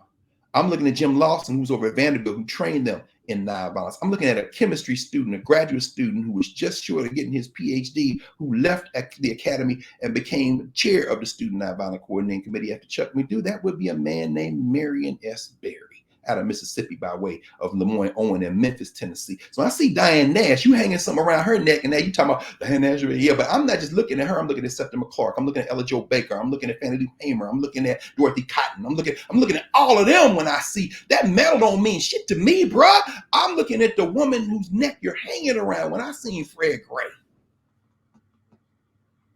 minister, Langston's minister, when I see Fred Gray, born in 1930, that would make him 91, going on 92 years old, still practicing law. His wife made transition, his first wife, in 1997, and it was wonderful. He got remarried to a sister out of Ohio, Carol Gray, but his first wife, after she made transition, his sons are his law partners, his nieces, nephews, all of them, they all work together. They got a whole crew. Governance. This is governance. That's that second category, which is really the first. We got to get social structure out of the way. Social structure hangs the medal around your neck. Governance is the neck that you're hanging it around. So we don't get caught up on the medal. We're looking at the person because you're honoring yourself. Because some of the medals was given out to whole ass failures of humanity like Rush Limbaugh. And so the medal, you can't never rehabilitate that medal. First of all, it's red, white, and blue, and it's got that, in other words, you done already, the whole project is foreign. You're just trying to keep yourself going, but the unintended consequences begin to bubble out. Let me bring this in for Landon. Fred Gray, barred in the state of Alabama. I think the second person. Practicing law, Montgomery. E.D. Nixon. We trying to bust this segregation thing out. Won't you represent this teenage girl, Claudette Coleman, who's still alive? She ain't got no medal. And we talked about her a lot. A lot of people talking about her now, more and more people, but she's still in New York. Got no medal. The case ended up being Browder versus Gale. Fred Gray took that case. Fred Gray, Martin Luther King's lawyer. Fred Gray, who argued the case, which then on appeal to the Supreme Court of the United States was upheld. They broke the back of segregation while they stayed off the buses in Montgomery, inside, outside strategy. He was the lawyer, Martin Luther King. So many other people he was the lawyer for. The men of the Tuskegee syphilis experiment. Dr. Charles Gamillion versus Lightfoot, where they drew a damn map in Tuskegee and excluded. How the hell you figure out how to draw a map that excludes all the black voters in the black city of Tuskegee? And yet they did it. That was the first case that Fred Gray argued at the Supreme Court in person. The other one was an appeal. The King case was appeal. He walked up the steps of the Supreme Court, 26 years old. 26 years old. Fred Gray. Still alive, still practicing law, just filed a lawsuit because in fact, let me just do this right quick because this is what I'm gonna read from. Just wrote a book with Dan Abrams, and this is Dan Abrams. He wrote it with Fred Gray, Dan Abrams, and David Fisher. He's a white journalist, fine journalist who I don't know. Do you know either one of them? No. Okay, Fred, interesting, but Fred Gray got the story. Fred Gray ends this book. This is the case: Alabama versus King. Martin Luther King and the criminal trial that launched the civil rights movement. He also did his autobiography that I showed you all a long time ago called Bus Ride to Justice. He said, he ends the book. Here he is with Dr. King talking about Mario Obedelli inside and outside. He says, early in their relationship, Dr. King told Fred Gray, quote, "If we are arrested, we will be calling on you to defend us. This is after they got into an argument because Fred Gray was like, that's the law. And if you broke the law, he said, Fred, I love you. And this law is immoral. So we're going to break the law. And if we are arrested, we will be calling you to defend us. In addition to this trial, in 1960, Gray successfully defended Dr. King against charges of tax evasion, although he refused King's request that he move to Atlanta, instead choosing to continue to fight for equal rights in Alabama. He says, in October 2021, Claudette Colvin filed a request with an Alabama court to expunge her conviction, refusing to give up her seat on the Montgomery bus. This is what Claudette Colvin said after they expunged it. She says, at last, at age 82, I am no longer a juvenile delinquent. Now, but this is what Fred Gray said. He says, on the other hand, there are some who were convicted who consider that conviction to be a badge of honor. They don't want their convictions expunged. They want to hang it as a badge of honor. That would be my position. I think when it comes to the case of Marcus Garvey, trumped up charge, federal charge, completely should have been thrown out. They trumped it up. They used it to deport him, and it's still on his record. But that is not my position, because I'm in the governance structure of the African people. You know who won a pardon? His son, his surviving son, Dr. Julius Garvey won a pardon. Julius Garvey won a pardon. I want a pardon. And there's no reason we shouldn't have a pardon. But he's saying that was October. But then he says he filed a lawsuit. Let me see if I could find it quick. I won't be able to find it, I don't think. He just filed a lawsuit this fall where I think it's Macon. Is it Macon? Anyway, the town square, they wrote a law where they said, this is in the early 20th century, where they said they gave this land to the United Daughters of the Confederacy to create a white park and to be used by whites only. It said at such time that this park can't be used for whites only, the ownership will revert back to the town. Fred Gray, still practicing law, the last lawsuit he filed, I think it was October or November last year, was to go in and argue that the park is not now white only. It must now revert to the city. He about to put the United Daughters of the Confederacy out of their funky ass misery and take that land back, because now black people running the town. But he cracked us up because he said, because right now, as I'm filing the case, on one side of this 4-square park is Martin Luther King Drive. On the other side, one side is Rosa Parks Drive. And on the other side is Fred D. Gray Drive. So in other words, I mean, he just had crack. Now this is where I end up on Fred Gray. And then the last story I want to tell, because I want to end up with Barbara Deloyd Parker, where I started. I'm about to tell you about this Shape Center across the street and how they got the other building. That's where I'm going to end, because again, this is the power. And Professor Hunter, this is the power of the space we have now, which adds itself to the other spaces that we have, this space to connect all those other spaces with each other. Yes. So Fred Gray gets this medal. Thursday night, as you all know, I'm on with Brother Roland Martin, who of course is from Houston, his sister Loretta Queen. And Roland is asked to MC a dinner for Fred and Carol Gray. He won the medal, but of course he's a lawyer, so the National Bar Association. He's a member of Omega Psi Phi, so the Qs, and he's a member of Sigma Pi Phi, the Boulay. So the three of them get together. They're gonna have this big tribute for him. Kristen Clark, Deputy Attorney General, is there. All these people, and so people say, "Oh, these petty bourgeois Negroes." Everybody, calm down. Did you hear what Mario Bedelli said? Inside outside strategy. I'm not caping for everybody. I'm saying, but if you ask, how do it free us? If you come in, if your job is go over there, your job is go over there. At some points we meet. We're not going to agree on everything, but if we've got a mutual thing that we're working together, we have to be able to do that. Again, National Black United Front, really the International Black United Front. We have to have a united front. That's what they do. Okay, Donald Trump is a whole ass joke, but they used him as a signing pen. And that's why you now got to get on a bus to leave Texas to go somewhere to terminate a pregnancy.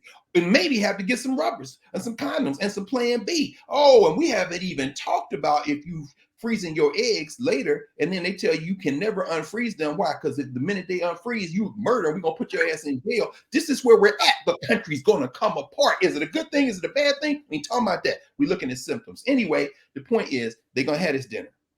We on Roland talk. He's talking about it. He said, Gray, what you think? I said, man, Fred Gray, are you kidding? Fred Gray argued, and I'm talking about the cases. And I said, in fact, I'm reading his new book, Alabama versus King. It's the new book, just came out like a month and a half, 2 months ago. I said, and I got a signed copy of his other book, his Bus Ride to Justice. And then Roland says, Roland said, well, if you can get down here, I'll get him to sign this one. I said, what? Man, we got out that thing about 20 minutes later. I went in, put on, African clothes. I said, I'm going down here to the Mayflower Hotel. I ain't in Sigma Pi Phi. I had the good sense not to be an Omega. My brother-in-law, of course, is an Omega. So, I joined Alpha. I didn't Martin Luther King, W. Du Bois, Power Ropes. And let me stop because I'm first in my family to go to college. It's complicated. In other words, it's complicated, Professor Hunter. Anyway, so at the National Bar Association, of course, this is the black lawyers that came out of the National Business League. This is Booker T. Washington and them. And so we need some black lawyers to help defend it. So that this kind of emerges out of that. It's Charles Hamilton Houston. I got all their records and some of their proceedings, right, in the archive. So I'm rushing. I get down there. Now they eating. Roland has interviewed Fred Gray. They had done a fireside chat. They pulled out. I'm going to Mayflower Hotel. And of course, the rule, as we know, black people, y'all know this. When you walk in a space where you ain't got no credential and you ain't got no ID, in the words of MC Light, act like you know. So I'm walking like, I open the door. It's ballroom. They on the dais. You know how the Negro dais. You got levels of the dais, right? In the corner, I see Roland, all white. One of the outfits he brought back from Ghana. Last time he was there. Zaire and texting. The lady at the front, before you walk in the ballroom, she's sitting there. You see the list. Now I know I ain't on nobody's list. I said, I'm here for Roland Martin. She said, does he know you're coming? I said, yes, he just texted me. She said, okay. Keep going. Now, in another life, I'd have been one of them people sitting there eating. It's not that hard. I went to law school to fight for the race because at Tennessee State, we fought when they had to deseg the stipulation of settlement decree from the federal government, Title VI and all that. I clerked for the MSCP to do that. And then I got there and said, I'm gonna make a course correction because how do it free us is always animating my mind even before I met Sonia Sanchez and got to know her. But that question that sister asked when she was in her 20s, that is the question that animates us. It just gave letters and form to that sentiment. So now I'm not going to practice law. I will teach law because I study law. Absolutely. But I'm not going to be one of those guys in that way. I'm going to help law students think through why they're acquiring this tool because there's not enough of that in our law schools anywhere, particularly our black laws. You need to think about this. Well, I'm not going to say it because Texas Southern is here. North Carolina Central is there. FAMU is there. Miles College is there. Howard University is there. And Southern University Law Center is there. So we got people doing that work, but it isn't work where you write a book for 15 other people and they hang a medal around your neck for writing a great book and the people ain't done nothing, but you did quite well. This is very different. So I could have been in that room, but I'm not in that room. I know a lot of people in that room. I saw folks in there, my man Spencer Overton, who runs the Joint Center. I hadn't seen Spencer in a long time. But let me just go right up here on the corner. Because I don't know where they're at in the program. I get to the corner. I see Fred and Carol Gray sitting in the corner. I don't know this man. And I'm from the South. I am an African person raised by Africans from the South. There's a protocol. You don't walk up on old folk. Especially a whole ass legend like Fred Gray, right? So Roland sees me, gets up, he walks to the corner and introduces me to Fred Gray and Carol Gray. I'm saying, brother, it's real honor to meet you. I'm not going to, as a Yoruba say, sometimes when you speak, you don't have to use a lot of words in your mouth. Don't use a lot of spit in your mouth. So I'm just, he's sitting there. And you know how old black people are, Professor. Just cool as hell. Hey, brother, how are you? And then his wife, it's nice to meet you. I said, yes. I said, Baba, I got these books here. I had two. Because I had another copy of his memoir that wasn't signed. And I had Alabama versus King. I said, and then I realized he didn't really call him up to speak. I said, I can wait until after. He's over going to go. No. He picked the pen up. He said, I don't have time to personalize it, but I'll sign it for you. He signed my book. He signed both of them. And I said, my mother was born in Russell County, Opelika Steel. My mother. So Carol said, oh, she's from there. I said, yeah. I've been to Tuskegee many times. I might have one day ended up teaching it. Maybe I will still end up teaching it. I love you. And then he laughed, he's smiling. He said, well, excuse me, I got it. So, no, thank you, Bob. Roland smiled. He said, yeah, he's introducing. He says, yeah, all these books, he teaches Howard. No, you're wrong. You say, you ain't got to say that, man. Just him doing that. Thank you, Roland, for doing that, brother. And thank you, Fred, for signing that book, Bob Fred. And so I retreat.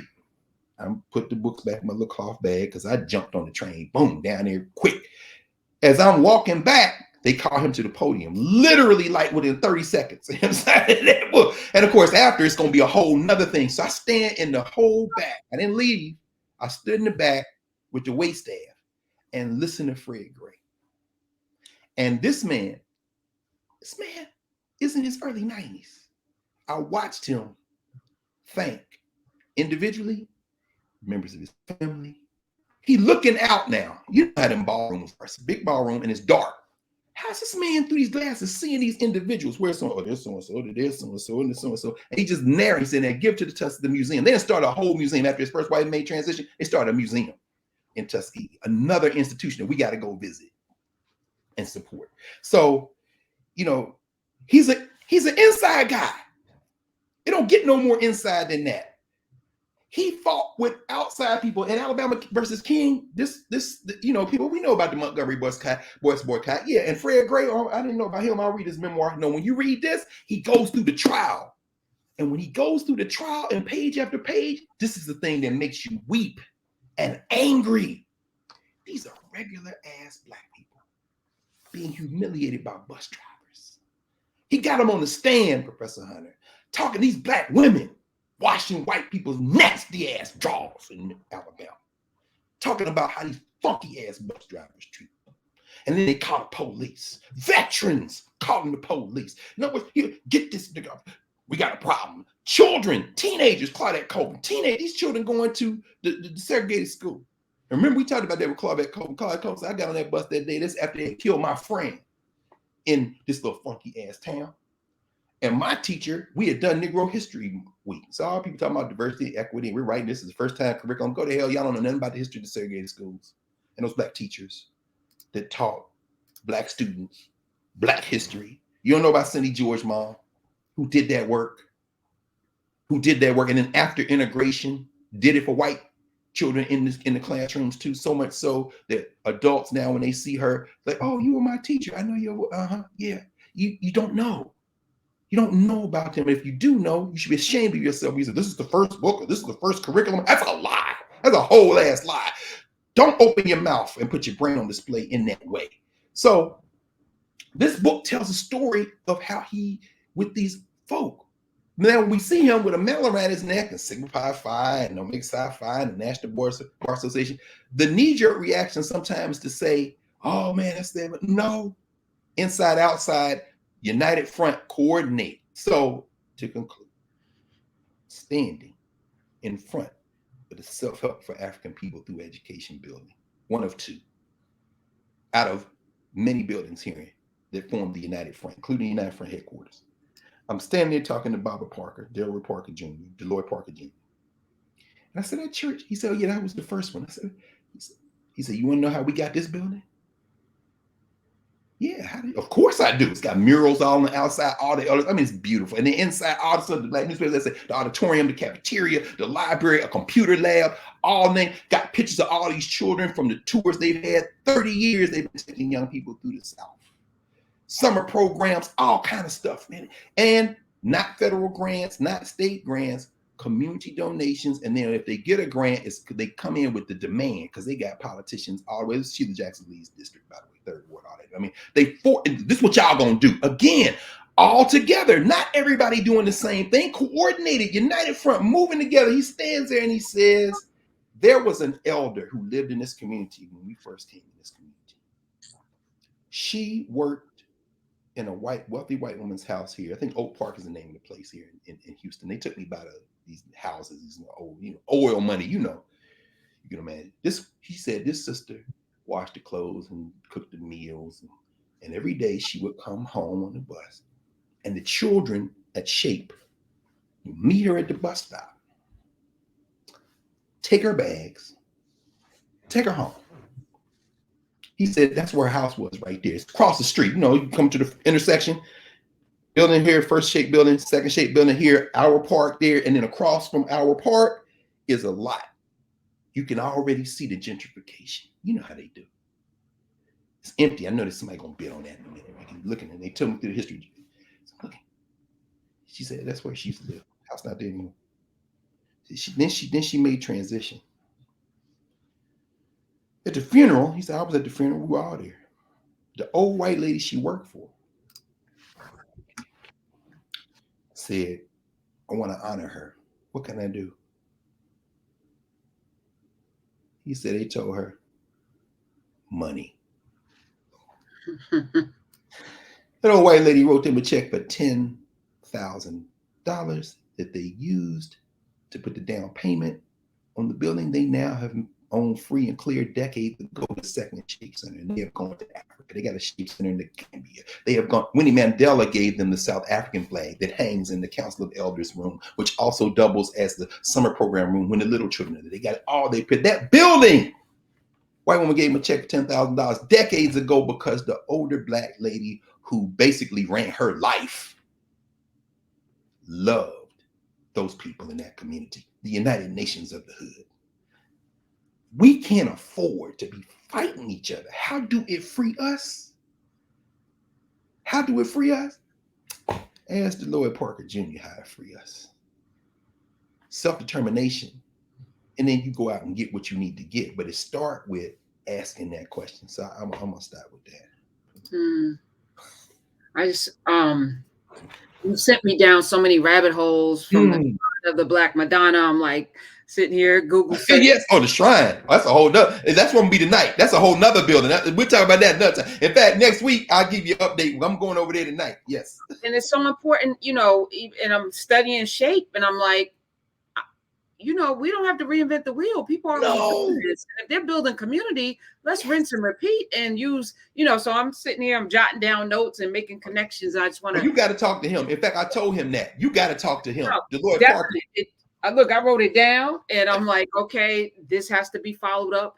I'm today years old when I didn't realize that Texas has the largest population of Black people. Didn't know that. And then, the second largest, Dr. Carr?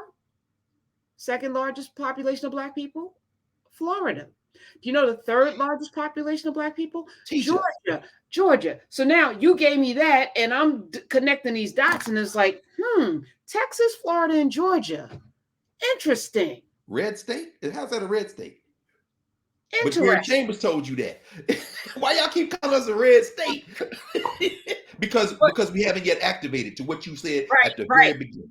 So we have numbers is the point, but they also know we have numbers, which is why they are fighting so hard. And we got to not just fight equally, we got to fight doubly hard. No question. Because they know. Doubly smart. Doubly smart. Yes. Yes. Maybe not as hard. Because I'm telling you, when I went in there, nobody there was busting their behind, but they were all doing their job. The sisters at the check-in, people coming in, the elders sitting there, the ladies working in the cafeteria, the brothers, and somebody came up to him and said, Baba, they don't take this form of payment. He said, we cash app them. This man in his mid-70s, talking to another man who had to be at least 70. And they talking about working on some kind of transport vehicle they had. It was a piece they was trying. He said, we'll cash app them. Oh, I should. And as I'm walking out, me and Cindy walking out, there was a brother sitting there on the couch. He said, this brother right here, his parents were the first people who walked into Shape. Now, it's just like a bunch of Black people sitting around. Now, if you coming in there for a story about Black achievement, or you looking for Simone Biles. Well, Simone Biles grew up in Houston. I guarantee you say Shape, she gonna nod her head. And I'm gonna know who's gonna get her parents gonna her foster. No way. But y'all looking for who are us to you? You can't even see us. So I can't wait for y'all to talk. I mean, they've been doing 53 years, Professor Hunter, and took the baton from other people, and it's going back to before slavery, which is why Emancipation Park was the first place Cindy took me. Jack Yates' picture. So yes, I mean, it's there. We don't have to reinvent the wheel. You're exactly right. But what we did have to do is what you have led us in doing. You created a space where all the people who had wheels can come together. And now we can get us our fleet together. That's right. I can't thank you enough, because it's so easy to fall into this. I'm the first person to do something thing. Right. We're conditioned to, I have this brilliant idea. And then never look to see if anybody else has done it. Right. I never want to be in that position, which is why I'm so grateful to have you as not just a sounding board and a partner in all of the things that Yes. I'm doing, but as a reminder. No, that people did this and they did it better. Like all these books coming out about all of this stuff as if you're the first ever, like you say, and it's like you just don't know enough, and it's embarrassing. And because people don't know enough, everybody is like championing the person that's out there. But nah, let's honor the people that worked before, so we don't have to work so hard. That's right. That's right. Let's honor the people, and the people continue to do it, because the answer to our problem is us. Yes. The people are the X factor. That's right. The people are the X factor. I know you have to run because you got 5011 things to do on on pure raw energy that you're doing. The people, Kwame Ture, in fact, it was a picture of him, Brother Parker, with Kwame Ture in there. And I was laughing. I said, so I see why y'all didn't need them grants. I mean, he said, as Kwame used to say, you take care of the people take care of you.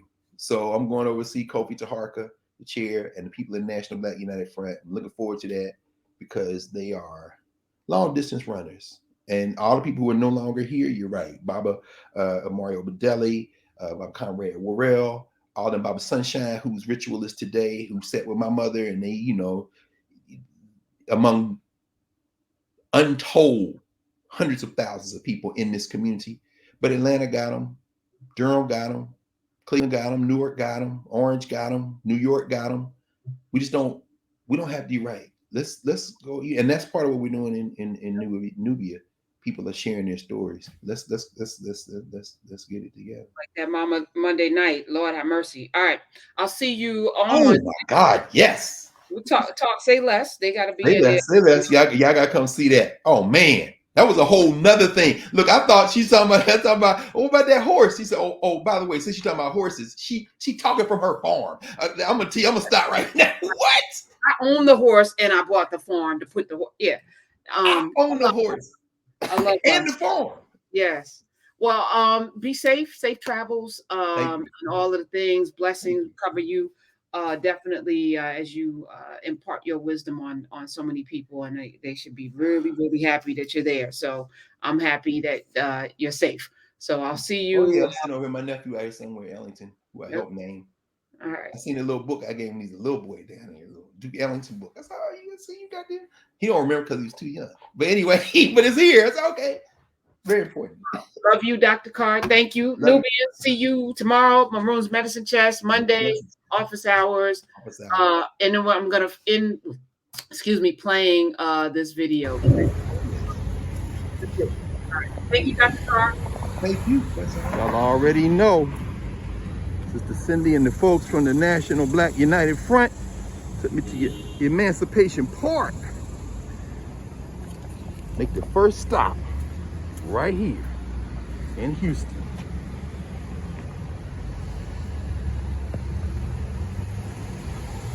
Brother Jack Yates.